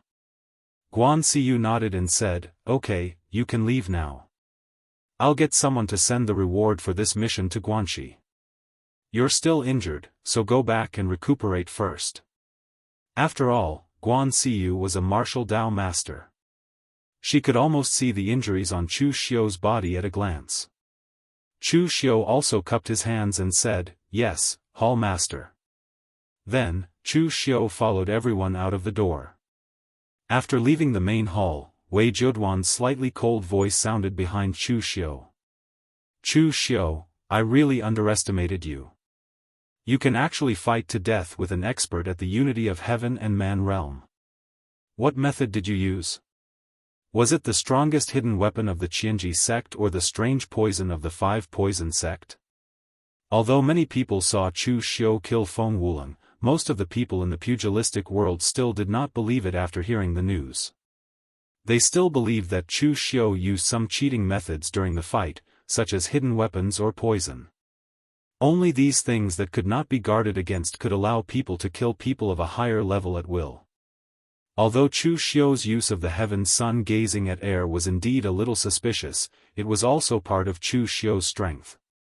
If there were no loopholes in one's body, it would be useless for Chu Xiu to use the heaven's sun gazing at air. Wei Zheduan was such a person. He did not believe that Chu Xiu could rely on his own strength to kill an expert at the unity of heaven and man realm. Chu Xiu turned around and smiled. The pugilistic world only cares about the results, not the process. I'm standing here, and Feng Wuling has already become a corpse. It's that simple. Does Lord Wei still want to spar with me, your subordinate, to see if I have the strength to fight against an expert at the unity of heaven and man realm? Even an idiot could hear the sarcasm in Chu Xiu's words. Wei Zheduan's face immediately darkened. He took a step forward, lowered his voice, and said coldly, Chu Xiu, do you still remember that you're my subordinate? Don't forget, I'm still the Guanxi torture officer. The rules of the Guanzhong torture room are the most important. Those who offend their superiors have never had a good ending. Chu Xiu said lightly, I've never wanted to offend you, Lord. Think about it carefully. Ever since I joined you, I've given you many benefits. As long as you don't force me, I naturally won't make things difficult for you. I won't offend others if they don't offend me. Lord, you're going to retire soon. Can't you just enjoy your days of power in peace? With that, Chu Xiu turned around and left. However, Wei Zheduan, who was behind him, had a strong sense of fear in his eyes. Previously, Wei Zheduan had misjudged Chu Xiu, but this time, he would not be wrong. This Chu Xiu was definitely an extremely ambitious person. If Wei Zheduan did not touch him, he was afraid that all his power in the Guanxi area would be completely taken away. At that time, what difference would it be from him retiring early? Listening to Chu Xiu's tone, it was obvious that when Chu Xiu had yet to gain a foothold in the Guanxi area, he had always addressed him as Lord. Now, however, it had changed to Lord, and he was on equal footing with Wei Jiuduan. From this, one could see Chu Xiu's attitude. However, Wei Jiuduan really could not think of any way to touch Chu Xiu. There was no reason, nor was there an opportunity. Therefore, Wei Jiuduan could only snort coldly, turn around, and leave. On the other side, Chu Xiu did not care about Wei Jiuduan. In fact, what he said just now was true. During this period of time, Chu Xiu would be busy cultivating in seclusion, trying to break through to the Five Qi's origin realm. As long as Wei Jiuduan did not provoke him, he naturally could not be bothered to provoke Wei Jiuduan. Of course, whether Wei Jiuduan believed him or not depended on him. Just as Chu Xiu was thinking about these things, a few people walked over from the opposite side. The person in the center had a graceful figure and was incomparably charming. It was Guan Xiyu's wife, Mei Qinglian. There were a few maids by her side. They had probably followed her out shopping and had just returned. The instant he saw Mei Qinglian, Chu Xiu suddenly thought of something. His aura began to become indistinct and unfathomable. He used the heaven sun's gazing at air. At this moment, in Chu Xiu's eyes, Mei Qinglian was no longer a delicate and charming woman. Her entire body was flashing with layers of black threads. They were so dense that they even enveloped her entire body. With Chu Xiu's current cultivation of the heaven sun's gazing at air, he couldn't see any flaws in Mei Qinglian at all. He couldn't even see the trajectories of some of the threads. Chu Xiu's expression didn't change. He put away the heaven sun's gazing at air, and Mei Qinglian seemed to sense something. She walked straight towards Chu Xiu. She stood less than a foot away from him, and a thick but not cloying fragrance wafted over. Pressing her lips against Chu Xiu's ear, Mei Qinglian whispered softly, "Official Chu, what did you see?" Chu Xiu took a step back and said with a faint smile, "I saw Madame's beauty." Mei Qinglian covered her mouth and laughed. Official Chu really knows how to talk. Chu Xiu looked straight into Mei Qinglian's eyes and said, "I only know how to speak the truth." It was hard to tell what Mei Qinglian was thinking, but she still took a step back. She waved her hand and walked into the main hall with her maidservants. Chu Xiu stood where he was without a change in expression. At this moment, he was sure that there was something wrong with Mei Qinglian. Even the huge change in the Guanzhong torture room in the original plot might have something to do with Mei Qinglian. But what did that have to do with him?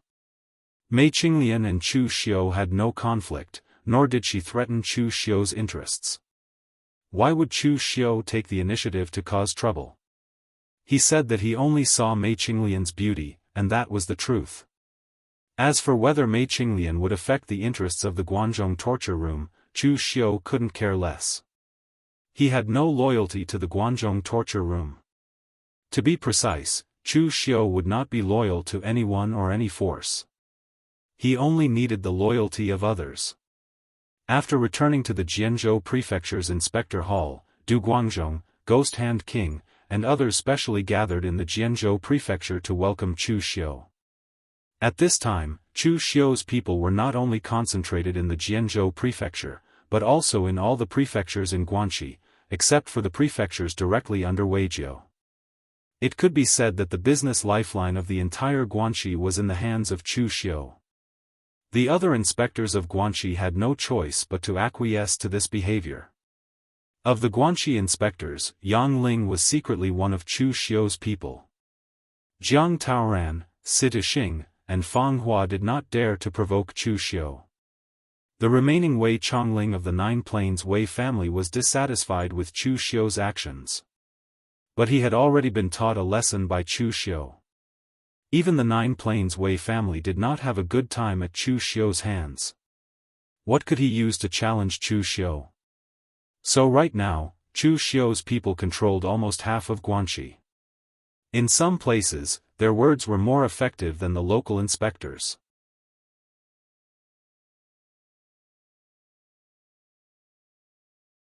Chapter 323. Chu Xiu had made a name for himself in Jianghu. As his subordinates, Du Guangzhong and the others naturally felt honored. Moreover, during this period of time, almost no one dared to provoke them in the entire Guanxi area. Their status was far higher than that of the Jianghu arresters in other prefectures. Did the Wei and Zhang families do anything during this period of time? Chu Xiu asked. Du Guangzhong shook his head and said, "My lord, you had the upper hand previously, and the Wei and Zhang families had already suffered a loss. How would they dare to challenge you now? Therefore, during this period of time, the Wei and Zhang families have been very quiet and did not provoke us. Now that you are back, I think they will not dare to do anything." Chu Xiu nodded and said, "That's good. In fact, the Wei and Zhang families will not be able to do anything because they are only Jianghu forces in the Guangzhong area, and the Guangzhong area belongs to the Guangzhong torture room. No matter what they do, it will be useless. The one we really need to be careful of is that old thing, Wei Jiuduan. He is now about to retire, and he doesn't even care about Hall Master Guan's impression of him. This kind of person will not bring me any benefits, but will instead cause me some trouble." In front of everyone present, Chu Xiu called Wei Jiuduan old thing, but no one present found it strange. They were all Chu Xiu's confidants, and Wei Jiuduan was an old man who was about to retire. Even if Chu Xiu asked them to scold Wei Jiuduan, they would dare to scold him. After giving a few instructions to the people present and holding a banquet in the evening, Chu Xiu directly went into seclusion. At present, Chu Xiu had gone through several fierce battles in a row. He had accumulated a lot of strength, but at the same time, his vitality was greatly damaged. It was indeed time for him to go into seclusion and rest. Moreover, Chu Xiu felt that he had accumulated enough. With the 5 elemental regeneration pill he obtained from Eastern Qi, he could try to break through the 5 Qi's collecting origin stage. Although he was not 100% sure, Chu Xiu was at least 90% sure. After that, Chu Xiu would try to further comprehend the heavens sun gazing at air skill. This would require a certain amount of time. Speaking of which, Chu Xiu didn't really like this kind of closed-door training. He preferred to comprehend and break through in battle. Although it was dangerous, it was much faster. However, the path of martial arts required too many sacrifices, and perseverance was one of them.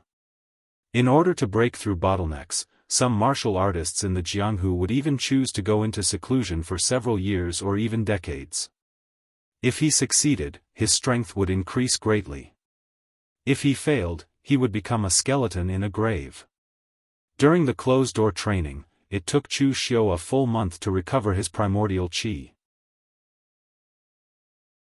When his primordial qi was almost restored, Chu Xiu took the 5 elemental regeneration pill and began to refine it. The 5 elemental power of the 5 elemental regeneration pill seeped into Chu Xiu's 5 internal organs, making the 5 elemental power in Chu Xiu's body flourish. It constantly polished the power of his 5 internal organs, making the 5 elements one. This was also a painstaking effort. It would take a certain amount of time to refine the medicinal power and push it to perfection. Finally, it would reach the 5 Qi's collecting origin stage. While Chu Xiu was in closed-door training, the outside world seemed very calm. This was especially so in Guanxi. Chu Xiu came back with a powerful aura, which was enough to deter thieves and thieves. Even if some people wanted to cause trouble before, they put away those ideas when Chu Xiu came back. At this time, in a restaurant in Guanxi's Qinzhou prefecture, Fire Slave was sitting in a corner. He ordered a few dishes and drank wine leisurely. He looked very satisfied. Chu Xiu's subordinates had completely controlled the commercial lifeline of the entire Guanxi. Fire Slave was the one who controlled the Qinzhou prefecture. Fire Slave was very satisfied with his current life. He could even wake up from his dreams with a smile. In fact, Fire Slave was a very contented person. He had a difficult past. As long as his current life was a little better than before, he would be satisfied. A contented person would be very happy. Fire Slave was very happy now. Fire Slave was a slave of a foreign tribe in the western region. From a slave who was slaughtered at will, he became an assassin of the Blue Dragon Society and controlled the lives of others. Fire Slave was very satisfied with this. From a killer of the Green Dragon Gang who killed all day long, he became a Jianghu arrester of the Guangzhong Punishment Hall. He followed Chu Xiu. Although he was a Jianghu arrester, the inspectors of other prefectures had to treat him politely.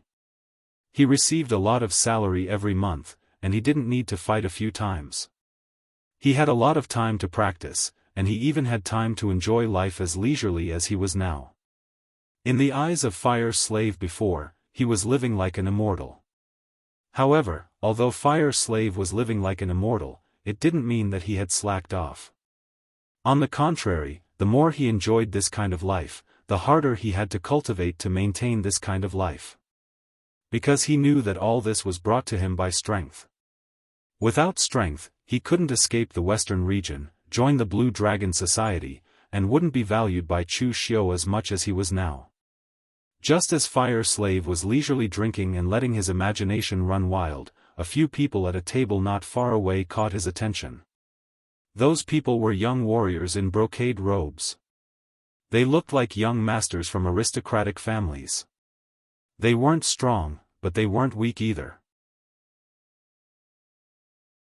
They were all in the Xiantian realm. One of the young masters in a blue brocade robe asked the young master in white, "Brother Wei, you haven't come out all this time. Why?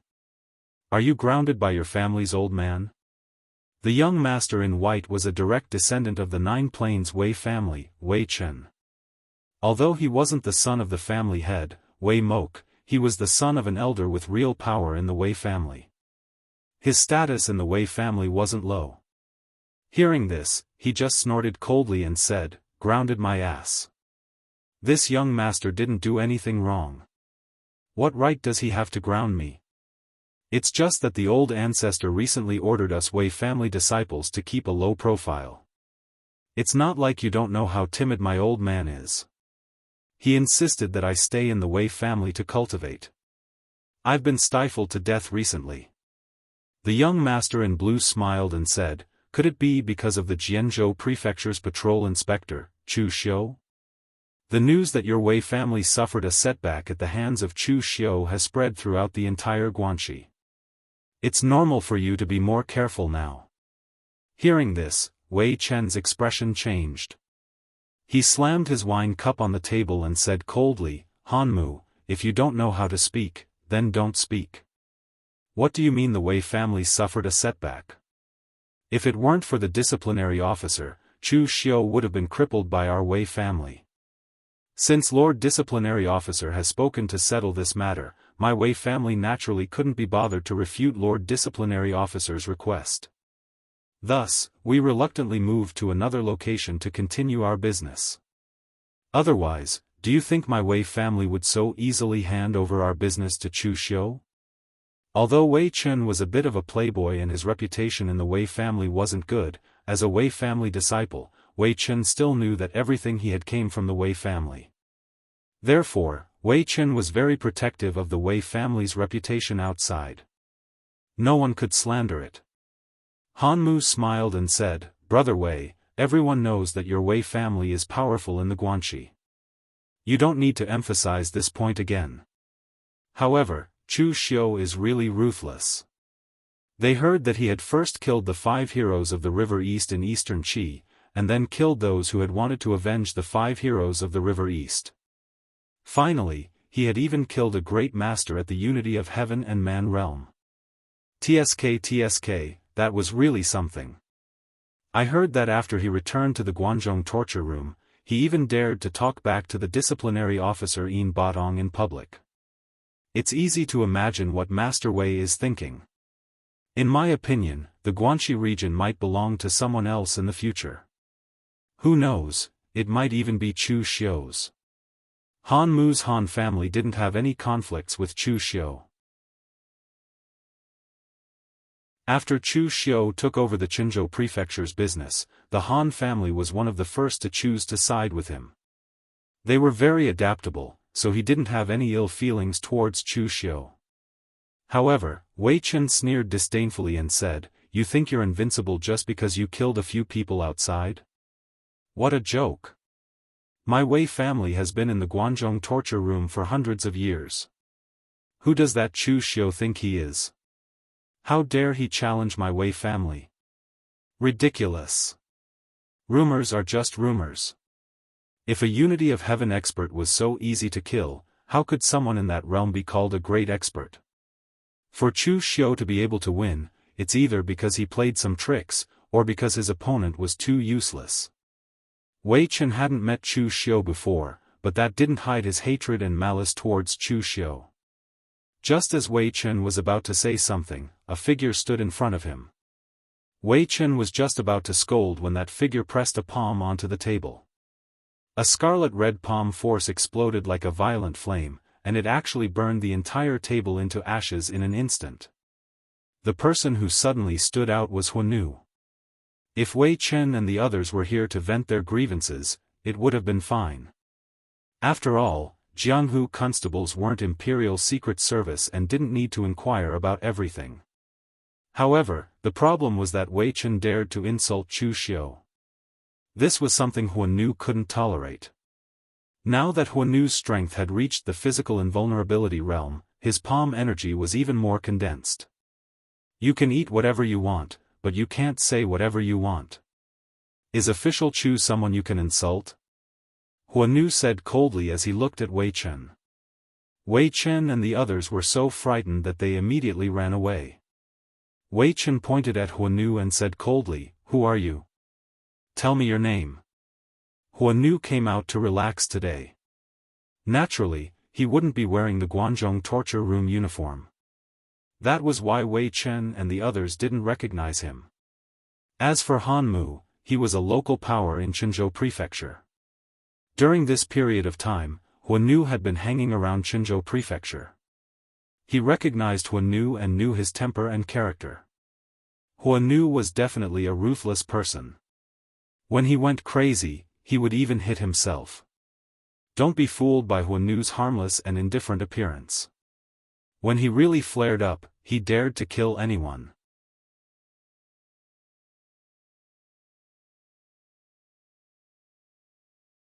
Chapter 324. Slandering Chu Xiu in public only to be caught red-handed by one of his subordinates, Wei Chen felt a little awkward. However, in his opinion, he hadn't done anything too overboard. All he did was scold Chu Xiu a few times. What was the big deal? Moreover, Wei Chen had never thought that the Wei family had backed down in front of Chu Xiu. He truly believed that the Wei family had only backed down to give Wei Zheduan face. Thinking of this, Wei Chen's courage grew. He sneered and said, "You're one of Chu Xiu's subordinates? What, does Chu Xiu think he's the hall master of the Guanzhong torture room?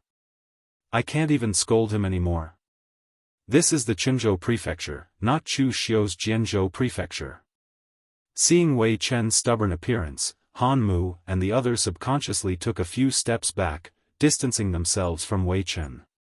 Of course they could scold Chu Xiu, and there were many people who scolded Chu Xiu in the Jianghu. But the problem was that even if they scolded him, it didn't matter if they scolded him in secret, but if they pointed at Chu Xiu's nose and scolded him to his face, they would be courting death. Although Wei Chen hadn't scolded Chu Xiu to his face, Chu Xiu's subordinates had heard it. Moreover, it was a fire slave who was loyal to Chu Xiu. This matter was probably not going to end well. The fire slave's eyes revealed a cold glint. His loyalty to Chu Xiu was built on the premise that Chu Xiu had given him so many things. At the same time, if he wanted to protect his current position and everything else, he had to display his ability. Wei Chen had insulted Chu Xiu in front of him. If he let this matter go, he would feel sorry for his current position. You want to scold official Chu? Fine, I'll take you back to the Jianghu prefecture and let you scold him to your heart's content in front of official Chu. As soon as he finished speaking, the fire slave directly grabbed at Wei Chen.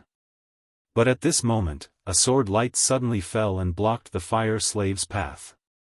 Wei Chen's eyes lit up. "Uncle Li! Save me!" Suddenly, a middle-aged warrior appeared in front of Wei Chen with a sword in hand. He was a guest of the Wei family and had the strength of a physical invulnerability expert. He had been specially sent to protect Wei Chen. He was furious that Wei Chen didn't know what was good for him. It was one thing for him to cause trouble in the Wei family, but he didn't even keep his mouth shut outside. However, he was still a direct descendant of the Wei family. If something happened to him, Wei Chen would also suffer. Therefore, Uncle Li cupped his hands and said, "Lord Fire Slave, this child is insensible and has offended Lord Chu Xiu. Please forgive him. Is there a need to make such a big fuss over such a small matter? This brat always came to the Chen State Prefecture to drink with women. My lord once said that people must be responsible for their words and actions. He insulted my lord in front of me. This is not a small matter. Didn't you say that he doesn't know? Fine, hand him to me and let me bring him back to the Jianghu prefecture. I will teach him a lesson and let him know how to be sensible." Uncle Li's expression changed when he heard the fire slave's words.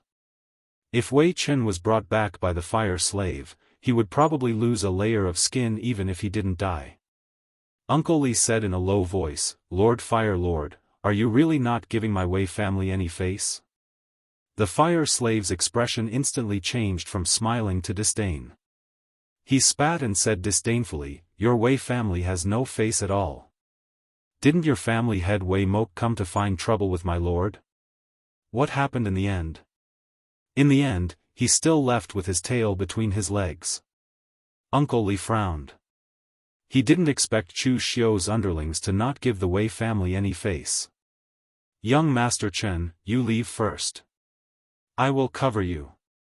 In this situation, they had no choice but to fight. Uncle Li turned around and instructed Wei Chen, preparing to have him retreat first. But at this moment, the fire slave sneered, "Leave? None of you can leave." As soon as he finished speaking, the fire slave took the initiative to attack. His body was like a swimming fish, inexplicably strange. Almost in the blink of an eye, he appeared in front of Uncle Li. Uncle Li also didn't expect the fire slave to be so fast. He subconsciously slashed with the long sword in his hand. A few feet long sword energy danced in the air, trying to stop the fire slave. But when he saw the strength of Uncle Li's earth energy, the fire slave sneered in his heart. This guy looked much older than him. He should have stepped into the physical invulnerability stage many years ago. But when he attacked, the sword energy didn't even reach 10 feet. He was simply trash. The fire slave's palm fell. The red earth energy wasn't released, but condensed in his palm. He actually used the earth energy of his palm to resist Uncle Li's sword energy. With a loud explosion, Uncle Li's sword blasted the fire slave several steps away. However, the long sword in his hand instantly turned red. A strange and evil fire power seeped into Uncle Li's body and burned his meridians. He immediately groaned in pain, and his complexion changed dramatically. At this time, the fire slave rushed forward again and formed a seal with both hands. The fire chi in Uncle Li's body seemed to have a life of its own. While it was burning his meridians, it actually brought along his blood chi. When he was sent flying by the fire slave's palm, the fire chi in his body directly returned to the fire slave's body and took away a part of his blood chi. This caused Uncle Li's complexion to turn deathly pale. The fire slave's cultivation method was inherited from a tribe in the western region. It wasn't considered a demonic cultivation method, but it was extremely evil. When the fire energy seeped into the opponent's body, as long as it wasn't completely consumed by the opponent, it could be retracted. It also carried a part of the opponent's chi and blood. It could be said that the more it fought, the stronger it became. After a few moves, Uncle Li was already seriously injured. At this moment, Wei Chen hadn't reached the door yet. He was already out of time. Uncle Li struggled to stand up, but his eyes were already filled with shock. It was understandable that Chu Xiu had the strength to crush those of the same level. But how could his subordinate be so strong? He had just stepped into the physical invulnerability stage and already had such powerful combat strength? What he didn't know was that the fire slave was from the Blue Dragon Society. It was different from him, who wasn't young but could only be a guest in a small family. Although the assassins from the Blue Dragon Society didn't have the highest realm among those of the same age, their combat strength was higher than most people of the same realm. After all, the Blue Dragon Society trained to kill. If you didn't have the strength to fight multiple people of the same level, why would you be an assassin? You would just be waiting to be killed. I told you, none of you can escape today. The fire slave didn't care about Uncle Li, who was already seriously injured. Instead, he turned around and grabbed Wei Chen, who was about to leave the restaurant. Just as he was about to grab Wei Chen, Jiang Taoran, the inspector of the Qin State Prefecture, suddenly appeared and slammed his palm against the fire slave. The powerful palm force sent the fire slave flying, but Jiang Taoran just casually waved his hand to expel the evil fire from the fire slave's palm force. There was still a huge gap between the three-flower realm and the physical invulnerability stage.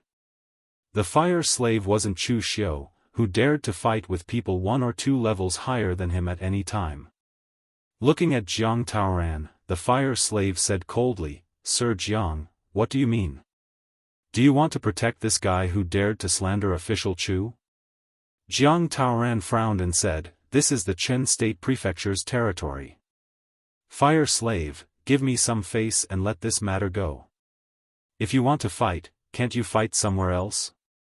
As the inspector of the Qin State Prefecture, Jiang Taoran naturally knew that the fight had begun in the restaurant. In fact, he had already rushed over when he heard that Wei Chen was in conflict with the fire slave. Who knew that when he arrived, Jiang Taoran realized that the situation was more troublesome than he had imagined. The fire slave's attitude was tougher than he had imagined. He didn't want to provoke the Nine Plains Wei family, and he didn't want to provoke Chu Xiu either. As long as these two didn't fight in the Qin State Prefecture, everything would be fine. The fire slave said with a warm smile, "Of course, I have to give face to Sir Jiang. I won't kill him. I just need to bring Wei Chen back." Jiang Taoran's face immediately darkened. This fire slave still wants to kill? He coldly snorted and said, "Fire slave, don't play word games with me. You know what I mean. Once we leave the Qin State Prefecture, you can do whatever you want as long as you don't fight in my territory." The fire slave slowly said, "Once we leave the Qin State Prefecture, they will all return to the Wei family. If I let them run away, I won't have the face to continue working under official Chu. Not killing this guy is already giving face to Sir Jiang. I must bring Wei Chen back today."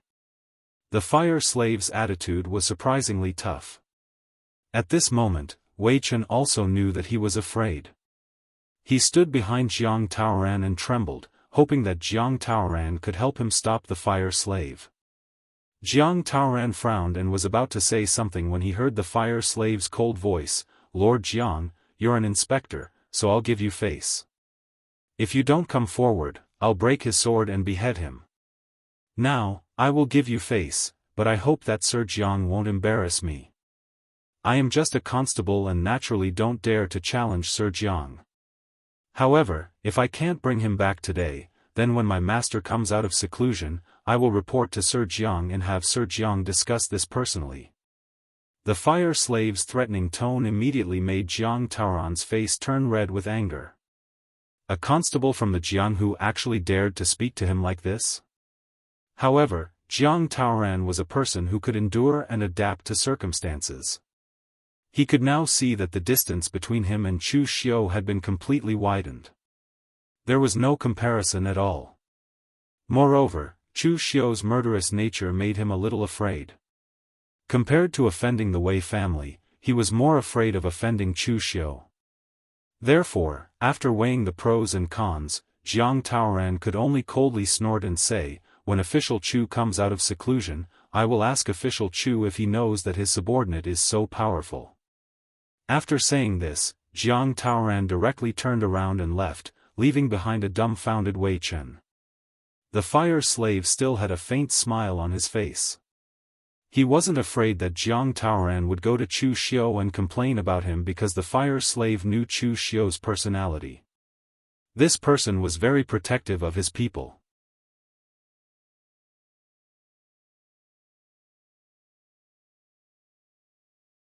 Chapter 325. However, it was Chu Xiu's subordinates who had captured him. Even if Wei Dongming was an idiot, he knew the difference between him and Chu Xiu.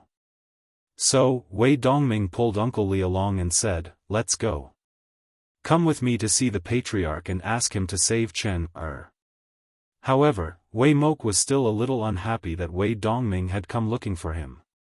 Fire Slave and the others looked at each other. The Wei family had acted quite quickly. They had just asked for Chen Er back, and the other party had come to ask for him. Wei Dongming was in his 60s and had the strength of the Three-Flower Realm. He was a direct elder of the Wei family. In terms of seniority, he was one generation older than the current patriarch, Wei Mok. However, Wei Dongming was currently in a rage.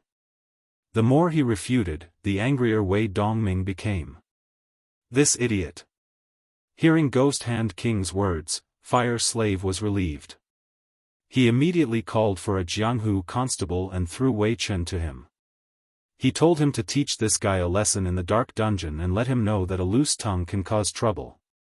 Chu Xiu was protective, and so was the Wei family. Ghost Hand King stroked his beard and said, "So what if he's a direct descendant?" Sir said himself that the Wei family is nothing to worry about, so don't worry. If he dares to insult Sir, throw him into the black prison and let someone teach him a lesson. Whether he lives or dies will be decided after Sir comes out of seclusion. He had given birth to Wei Chen at an old age, so he doted on him. This caused Wei Chen to have a personality that did not know the severity of the situation. He was indeed a guest of the Wei family, but he was also a person who needed to die. He had seen Fire Slave's strength and knew that he dared to kill people. He was sure that if he dared to act recklessly, Fire Slave would definitely kill him. However, at this time, Wei Dongming showed a smile that was uglier than crying. If the Wei family's token was useful, would have used it long ago. Chen would not have been taken away by others. At this time, in the Jianzhou Prefecture Inspector Hall, Fire Slave carried Wei Chen back to the main hall. However, as soon as he entered, he found Tangya, Yan Bugui, Wolf King, and the others were all there. But at this time, someone outside reported that Wei Chongling had arrived. Wei Mok didn't wait for Wei Dongming to speak as he waved his hand and said, "All right, you don't have to say anything more. No matter who Wei Chen offends, you just need to step forward and show the Wei family's name to resolve the matter. But when Wei Chen comes back, lock him up for me. As a disciple of the Wei family, it's fine if he's not strong enough, but he's always causing trouble for the Wei family. This kind of disciple should be taught a lesson."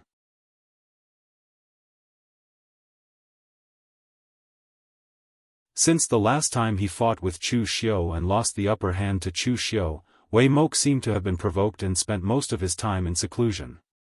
Jiang Tao retreated. Wei Chen, who was isolated and helpless, was captured by Fire Slave. He wanted to break free but was knocked unconscious by the Fire Slave's qi.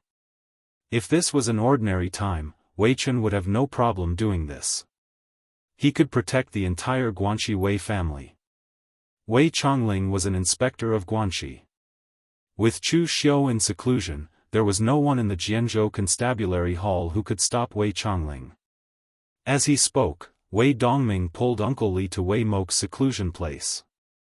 Uncle Li could leave, but if he left now, he would be offending the Wei family. Unless he didn't want to stay in Guangzhou anymore, he would not have a good ending if he offended the Wei family. Wei Chen's mouth was on him. What could he do? Could it be that he wouldn't let Wei Chen speak at all? The fire slave was not an idiot. Although he had brought Wei Chen, he didn't really attack along the way. He was worried that it would affect Chu Xiu. Seeing that the person was Wei Dongming, Wei Mok couldn't help but frown. What's going on? Who did Wei Chen offend? Wei Chongling was a collateral relative of the Wei family. Although he was also at the Three-Flower Realm, Wei Dongming still looked down on him.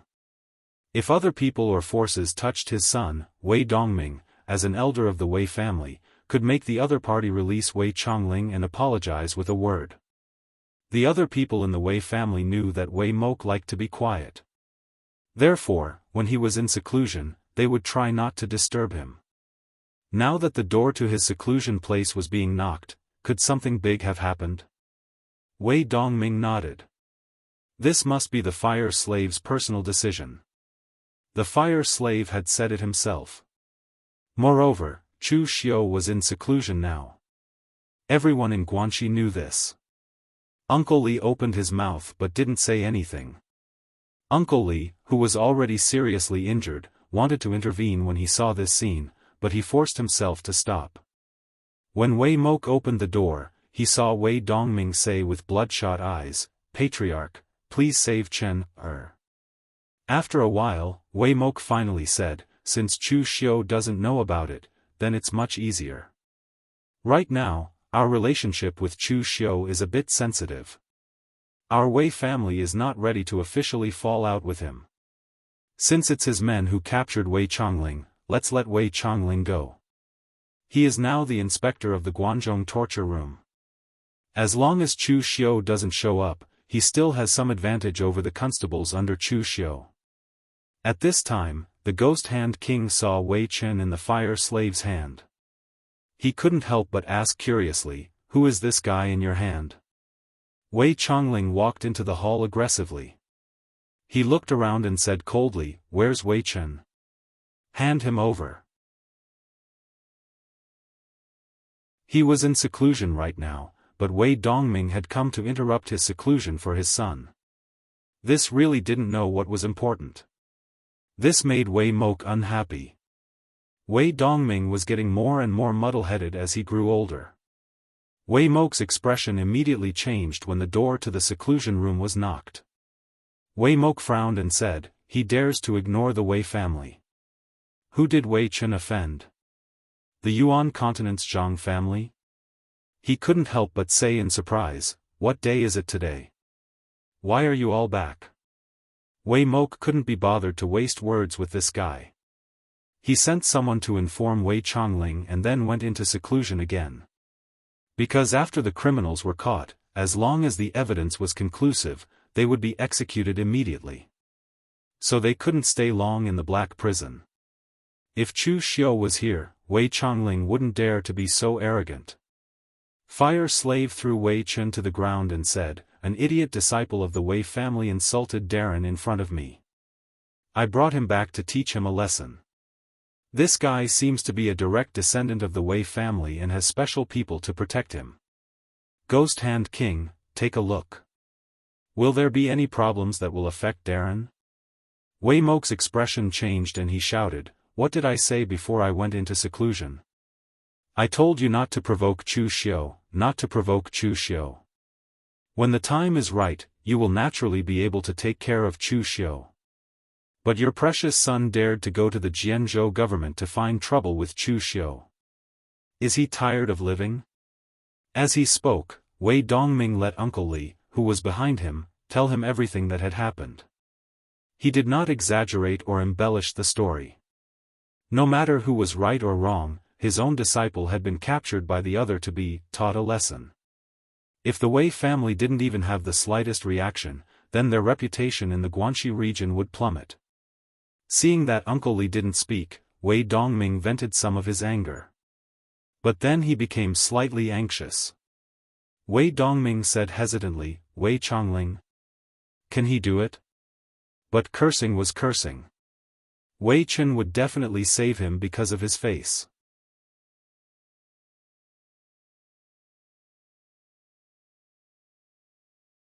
Chapter 326. This was not the first time Wei Chongling had suffered at the hands of Chu Xiu. Just as the Ghost Hand King had said, if Chu Xiu was not in seclusion, he might not even have the courage to step into the Jianghu government hall. But the problem was that Chu Xiu was in seclusion right now and would not come out for a while. What did he have to fear? Wei Chongling looked at the Ghost Hand King and snorted. You do not know the hierarchy. Did Chu Xiu teach you like this? Also, even if Wei Chen cursed Chu Xiu, he did it in the Chenzhou government, not your Jianghu government. You Chu Xiu's subordinates are so domineering.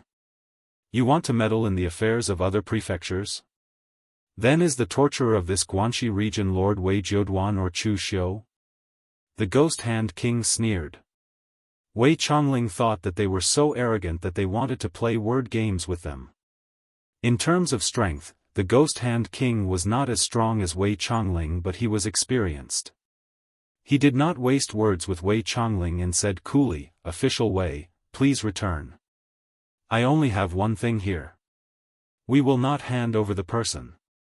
If you want the person, wait for Official Chu to come out of seclusion and talk to him. If Official Chu says we will hand over, we will hand over." A cold light flashed in Wei Chongling's eyes. Not handing over? I will take the person away today. I want to see who dares to stop me. As he finished speaking, more than a dozen martial practitioners surged in from outside the Jianghu Inspector Hall. These were the people Wei Chongling had brought. But when they heard the noise, Du Guangzhong and the others led their people to surround Wei Chongling in the center with vigilant expressions. There were two groups of people under Chu Xiu's command. One group was the Jianghu constables who had been the Jianghu inspector like Du Guangzhong. The other group were assassins from the Blue Dragon Society. These two groups were of different origins and had completely different personalities. While there had never been any conflict or enmity in the past, they had always disliked each other. However, now that someone had come to cause trouble, their little conflict was nothing. They could directly unite against the enemy. Wei Chongling sneered and said, "Your hearts are very united. But do you think you are Chu Xiu? Do you think you can look down on a three-flower realm martial artist like me?" As he finished speaking, Wei Chongling took a step forward. Powerful energy exploded around him. The cold and dark energy covered the entire hall. Chongling was not afraid of acting in Jianghu. In any case, he had reason and evidence. Logically speaking, the fire slave was in the wrong in this matter. Capturing people from across worlds would make Chu Xiu's side seem domineering. So Wei Chongling was right to ask for people. Right now, Chu Xiu had not appeared. He was the inspector, and the others were just ordinary Jianghu constables. If he acted, he was helping Chu Xiu teach his subordinates a lesson. If the Ghost Hand King and the others attacked him, then they did not know their place. But according to Chu Xiu's personality, he was never reasonable. If Chu Xiu came out of seclusion after this, he would most likely come to make trouble for him. But Wei Chongling had confidence. Wei Mok had sent him here. The Wei family would naturally stand behind him. It was the same for Wei Jiuduan. He had long since heard that Wei Jiuduan had a falling out with Chu Xiu. Now that he was in the right in this matter, it was obvious who Wei Jiuduan would help. Wei Chongling said coldly, "I will give you one last chance. Will you hand over the people or not?" The Ghost Hand King shook his head and said, "Sir Wei seems to have made up your mind. Tangya, Yen Bugui, I leave this to you too." As soon as he finished speaking, Ghost Hand King immediately retreated. Tangya and Yen Bugui, one lazily and the other slowly stood up. The lazy one was Tangya, and the slow one was Yen Bugui. Both of them used to be the gold medal assassins of the Heavenly Sin branch. After joining Chu Xiu's team, they didn't really fight seriously. They spent most of their time cultivating in seclusion. At this time, they had already reached the peak of the physical invulnerability realm. They were only half a step away from the three-flower realm. The Ghost Hand King knew their strength. There was no need to disturb Wei Changling. The two of them were enough to deal with him. Tangya toyed with the dragon tail's soul-chasing dart in his hand, a lazy smile on his face as he said, "We naturally can't compare to the Lord, but unfortunately, you don't even have the qualifications to compare to the Lord." Yen Bugui did not speak. He could not be bothered to speak. He took off the heavy sword on his back and dragged it on the ground. Wei Changling laughed in anger and said, "Good, good, arrogant enough. Today, I will teach you what it means to respect your superiors." As he spoke, the long sword in Wei Changling's hand was covered in thick icicle energy. It stabbed towards Tangya with deep coldness. Tangya did not attack, but Yen Bugui's heavy sword was raised. When he had been in the Blue Dragon Society, he and Tangya had carried out many missions together. The two had great teamwork. Now that they were working together, so what if he was at the Three-Flower Realm? They also had the confidence to kill Wei Changling. Yen Bugui's sword move was the pinnacle of power. His sword path was even more extreme than Cheng Buhui, who had been killed by Chu Xiu. He had given up everything to pursue extreme violence and power. Misty Gang Qi condensed on the blade of the heavy sword. It was not released, but his sword seemed to carry the weight of thousands of kilograms. When it came crashing down, there was a violent sonic boom in the air. The heavy sword and long sword collided. In front of that extreme power, Wei Changling's sword energy shattered. While he had negated the power, his right hand still felt numb, and his eyes showed shock. Where did this monster come from? Three-Flower Realm martial artists were strong because they had formed the three flowers above their heads. Their mind, energy, and spirit became one, and their control over their energy greatly increased. Their explosive power far surpassed physical invulnerability realm martial artists. But right now, Yen Bugui had not even stepped into the Three-Flower Realm. His sword strike contained this level of power. He was not weaker than him. No, in terms of pure power, Yen Bugui was stronger than him. At the moment when Yen Bugui made his move, Tangya also made his move. Tangya's attack was much more beautiful and violent than Yen Bugui's.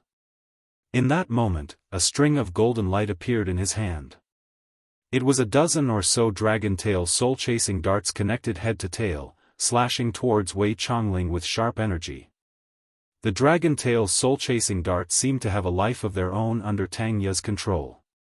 They changed trajectories within the half-dragon and stabbed towards Wei Changling's major meridians. Wei Changling snorted coldly. The sword in his hand changed directions. The dense ice energy was like a snowstorm that sent the dragon tail soul-chasing darts flying. But at the same time, Yen Bugui's heavy sword attacked with the weight of Mount Tai. This simple attack was even more powerful than before. Tangya's figure floated behind Wei Changling like a willow catkin. His body twisted in the air. In a flash, countless cold lights exploded. These were tiny silver needles. They fell like a torrential rain of pear flowers. They were dazzling, but also extremely dangerous.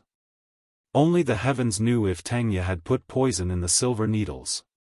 Wei Changling did not dare to underestimate them. He could only explode with all the energy in his body to block. But Tangya's attack had sealed off all possible places for him to dodge. He could only take Yen Bugui's blow head-on. With a loud explosion, Wei Changling was thrown back several steps by Yen Bugui's blow. His face suddenly paled. But then an abnormal flush of red appeared on his face. But he suppressed it. Looking at Tangya and Yen Bugui, a hint of shock flashed through Wei Changling's eyes. Where did Chu Xiu find these two monsters? Yen Bugui's sword move was heavy, violent and savage, violent to the extreme. On the other hand, Tangya's movement technique and concealed weapons were incomparably strange and sinister. With the two of them working together, Tangya had used an endless stream of hidden weapons to seal off the space around him while assisting Yen Bugui, forcing him to fight back head-on. He was a martial artist at the Three-Flower Realm, yet he had almost been cut by Yan Bugui's sword to the point of vomiting blood. But before Wei Chongling could react, Tang Ye and Yan Bugui once again pressed forward. But this time, the two had reversed, with Yan Bugui as support and Tang Ye as the main. Yan Bugui's sword presence forced Wei Chongling to not dare to face it head-on. Tang Ye switched to his two daggers and fought close to Wei Chongling. His vicious fighting style forced Wei Chongling into a corner. Wei Chongling suddenly shouted angrily. Ice appeared on the longsword in his hand. His blood merged into it. The icy blue sword aura faintly showed a strange blood color.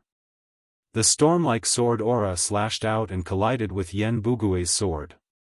With a loud bang, Yan Bugui was thrown back dozens of feet, his heavy sword almost flying out of his hand. Wei Chongling was at the Three-Flower Realm and had the advantage in explosive power. At this moment, he had unleashed the power of his qi and blood. In terms of strength, he had already overwhelmed Yan Bugui. But at this time, the hilts of Tang Ye's two short blades faced each other and formed a spinning blade. They immediately gave off a blinding golden light and slashed towards Wei Chongling, who had just unleashed his full power.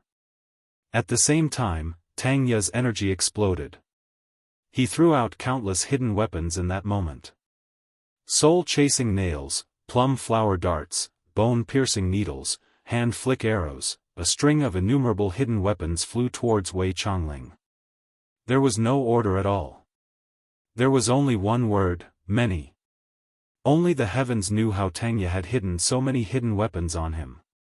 At this time, half of the hall was filled with Tang Ye's hidden weapons. Tang Ye's face was slightly pale after releasing so many hidden weapons in an instant. But within the cover of the hidden weapons, the sound of metal clashing could be heard. Wei Chongling used almost all of his energy to barely neutralize the hidden weapons. This caused him to sigh in relief. But at this time, the whirling blade that Tang Ye had first thrown out flew out of nowhere and cut Wei Chongling's longsword in half. It narrowly cut across Wei Chongling's arm. Blood sprayed and it almost cut off his entire right arm.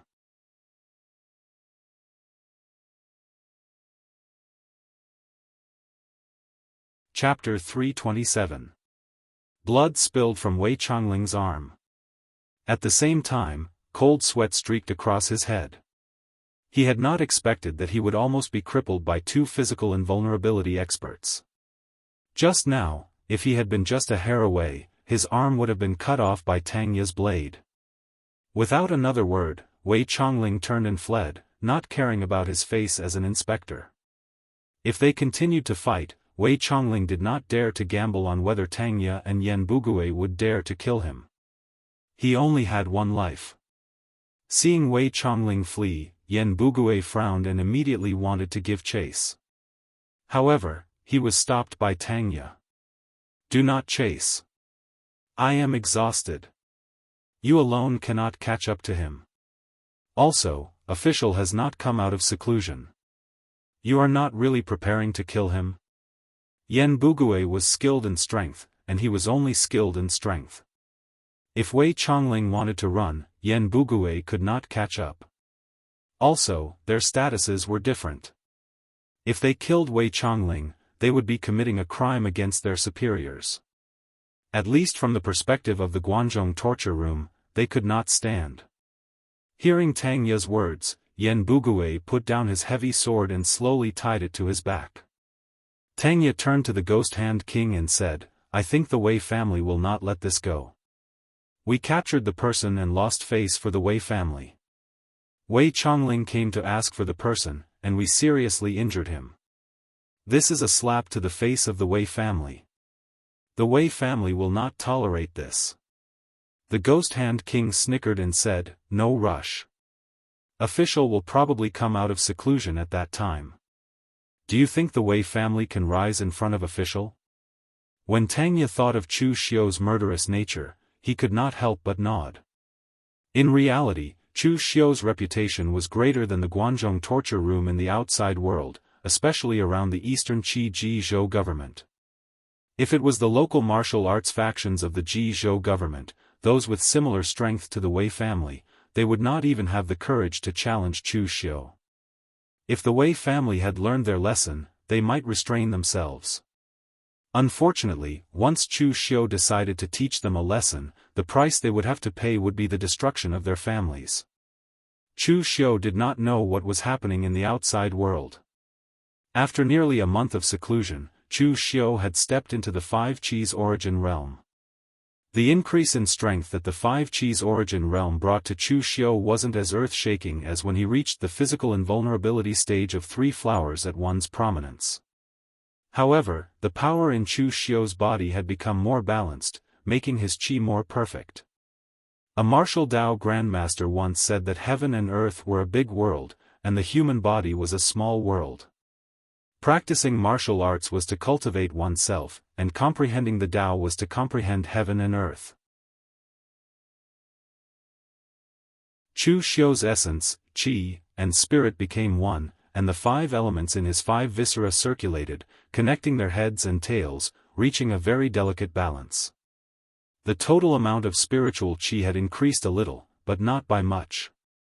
However, when Chu Xiu attacked again, his explosive power, control of spiritual qi, and recovery ability were much stronger than when he was at the 3 flowers at one's prominence realm. After stepping into the 5 Qis origin realm, Chu Xiu did not immediately come out of seclusion. Instead, he studied the heaven sun gazing at air technique. Unfortunately, although he had made a breakthrough in his realm, the heaven sun gazing at air technique did not improve at all. This strange technique still needed to be comprehended by observing heaven and earth, or comprehending the Tao during a battle to make a breakthrough. The real function of the heaven sun gazing at air technique was to predict the changes of heaven and earth. Previously, when Chu Xiu used the heaven sun gazing at air technique to see through his opponent's flaws, it was actually just a small skill that he had just learned. It was said that when the heaven sun gazing at air technique was cultivated to great success, the user would be able to tell how many breaths it would take for a breeze to blow a leaf off a tree and where it would fall. The karma calculation was simply terrifying. It was a world of difference from the current cultivation of Chu Xiu, who had just started. Seeing through his opponent's flaws and hoping that his opponent would make a mistake would only be considered passive. If his opponent was extremely calm and did not make the slightest mistake when attacking, Chu Xiu's heaven sun gazing at air technique would be useless. The last battle with Feng Wuling was purely a fluke. Feng Wuling's state of mind had too many flaws. If it had been a warrior at the unity of heaven and man realm, even if their strength was not as strong as Feng Wuling, as long as their state of mind had no flaws, Chu Xiu's battle would have been a disaster. Therefore, right now, Chu Xiu still had to cultivate the heaven sun gazing at air technique to small success. Only then would he be able to show the true power of the heaven sun gazing at air technique. Stepping out of seclusion, Chu Xiu's movements immediately attracted the attention of Ghost Hand King and the others. Congratulations to Sir for entering the 5 energies gathering realm.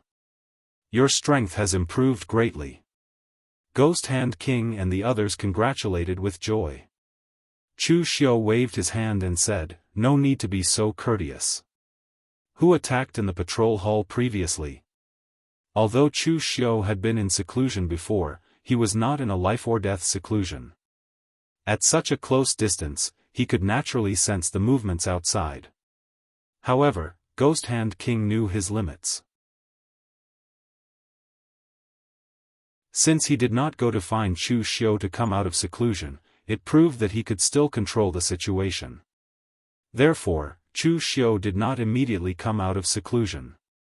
Instead, he split a part of his attention to sense the movements outside. If things changed, he would be able to rescue in time. However, the auras of the battle later came. Tangya and Yen Bugui had worked together to defeat the enemy. Chu Xiu could sense this, so he did not intervene and continued to seclusion. At this time, if Wei Chongling knew all this, he would probably be laughing up his sleeve. This was because Tangya and Yen Bugui had worked together to defeat him. Otherwise, Chu Xiu would have personally acted. Once Chu Xiu came out of seclusion, the matter would not be able to be resolved. At the very least, Wei Chongling would not be able to walk out of the Jianghu patrol hall. After Ghost Hand King explained the matter to Chu Xiu, he asked, "Sir, I feel that the Wei family will not let this matter rest. How should we deal with this matter?" Chu Xiu waved his hand and said, "Go cripple Wei Chen and teach him a lesson so that he will know what to say in the future. As for the Wei family, do not care about them. If the Wei family dares to attack again, I do not mind making the Wei family disappear from Guanxi. This is something that will happen sooner or later." Ghost Hand King nodded. He had guessed correctly about Chu Xiu's personality. Chu Xiu was very domineering. As expected, this was the result in the end. Of course, while Chu Xiu was domineering, he only dared to be domineering when he had absolute power. When he had just joined the Guanzhong torture room, Chu Xiu's attitude towards Guan Siyu and Wei Zheduan could be said to be very respectful. At this time, on the Wei family side, when Wei Chongling brought the news back to the Wei family and recounted the matter, Wei Mok was immediately enraged. He smashed the teacup in his hand and shouted, "Idiot! You can't even handle such a small matter." Wei Chongling said with a sad face, "Patriarch, it is not that I held back. Tangya and Yan Bugui, who are under Chu Xiu, are really abnormal. Although they are only in the physical invulnerability realm, they can already stand shoulder to shoulder with a three-flower realm martial artist. With the two of them attacking me, and with so many martial artists watching from the Jianghu prefecture, I could not use my strength at all." In order to make his defeat look more dignified, Wei Chongling exaggerated the scene several times. He made it sound like Tangya and Yan Bugui were directly attacking Chu Xiu. Wei Mok frowned and turned to the back residence where the Wei family patriarch was in seclusion. Wei Mok was a little uncertain now that such a thing had happened. He needed to discuss it with the patriarch. In the back residence of the Wei family patriarch frowned when he heard this. He sighed and said, "The Wei family wants to keep a low profile, but we still have to act now. It is impossible for the Wei family to back down from a small matter like this." Wei Mok nodded and said, "Originally, it was only Wei Chen, a junior, who insulted Chu Xiu. In the end, Chu Xiu's subordinates were very domineering. They actually crossed the border and brought him back to the Jianghu prefecture. Now, Wei Chongling went once and returned in defeat. He was also seriously injured by Chu Xiu's subordinates. This hatred is already big enough. If the Wei family backs down now, we will lose even more face." The Wei family patriarch stood up and said, "Let's go. Come with me to see Wei Zheduan." Wei Mok said in surprise, "Wei Zheduan can still control Chu Xiu now?" The fact that Wei Zheduan and Chu Xiu were not on good terms with each other had already spread throughout the entire Guanxi. Everyone knew that Chu Xiu's influence had already grown and that he could even stand up to Wei Zheduan as an equal. The Wei family patriarch said coolly, "Even if he cannot control it, he must. I have interacted with Wei Zheduan for so many years and understand his personality. This person is narrow-minded and greedy. His desire for power is especially great. If other people encountered a subordinate like Chu Xiu, they would most likely not be enemies with him since they are nearing retirement. Would it not be better to form a good relationship with him? But if it is Wei Zheduan, even though he is nearing retirement, he cannot tolerate a subordinate like Chu Xiu who dares to challenge him. Even without us, Wei Zheduan is probably thinking about how to deal with Chu Xiu. Now that we are going to give him benefits and a reason, Wei Zheduan will not refuse, and he has no reason to refuse." In the Guanxi torture hall branch, Wei Zheduan, who was sitting in his study and drinking tea, had a gloomy expression. As a torture officer, he could not do anything to his own patrol inspector. This was probably the first time in all these years in the Guanzhong torture room. But it was precisely because of this that Wei Zheduan was even more dissatisfied. He had to suppress Chu Xiu before he retired. As for forming a good relationship with him, Wei Jiuduan had never thought about it. After he retired, he was prepared to take his savings and leave the Guanzhong torture room to retire elsewhere. All these years, due to his personality, Wei Jiuduan had offended many people. Among the torture officers, Yin Batong was his archenemy. Xiao Yi and Chu Simo did not have a good relationship with him. This included his own subordinates. Other than his foster son Yang Ling, everyone else probably had an opinion of him. Moreover, some of Wei Jiuduan's actions had caused Guan Siyu to be displeased. If he continued to stay in the Guanzhong torture room, he would be an idiot. You're tuning in to the Unparalleled SwordWill YouTube channel. Don't forget to subscribe and join us on this journey to catch the most captivating stories.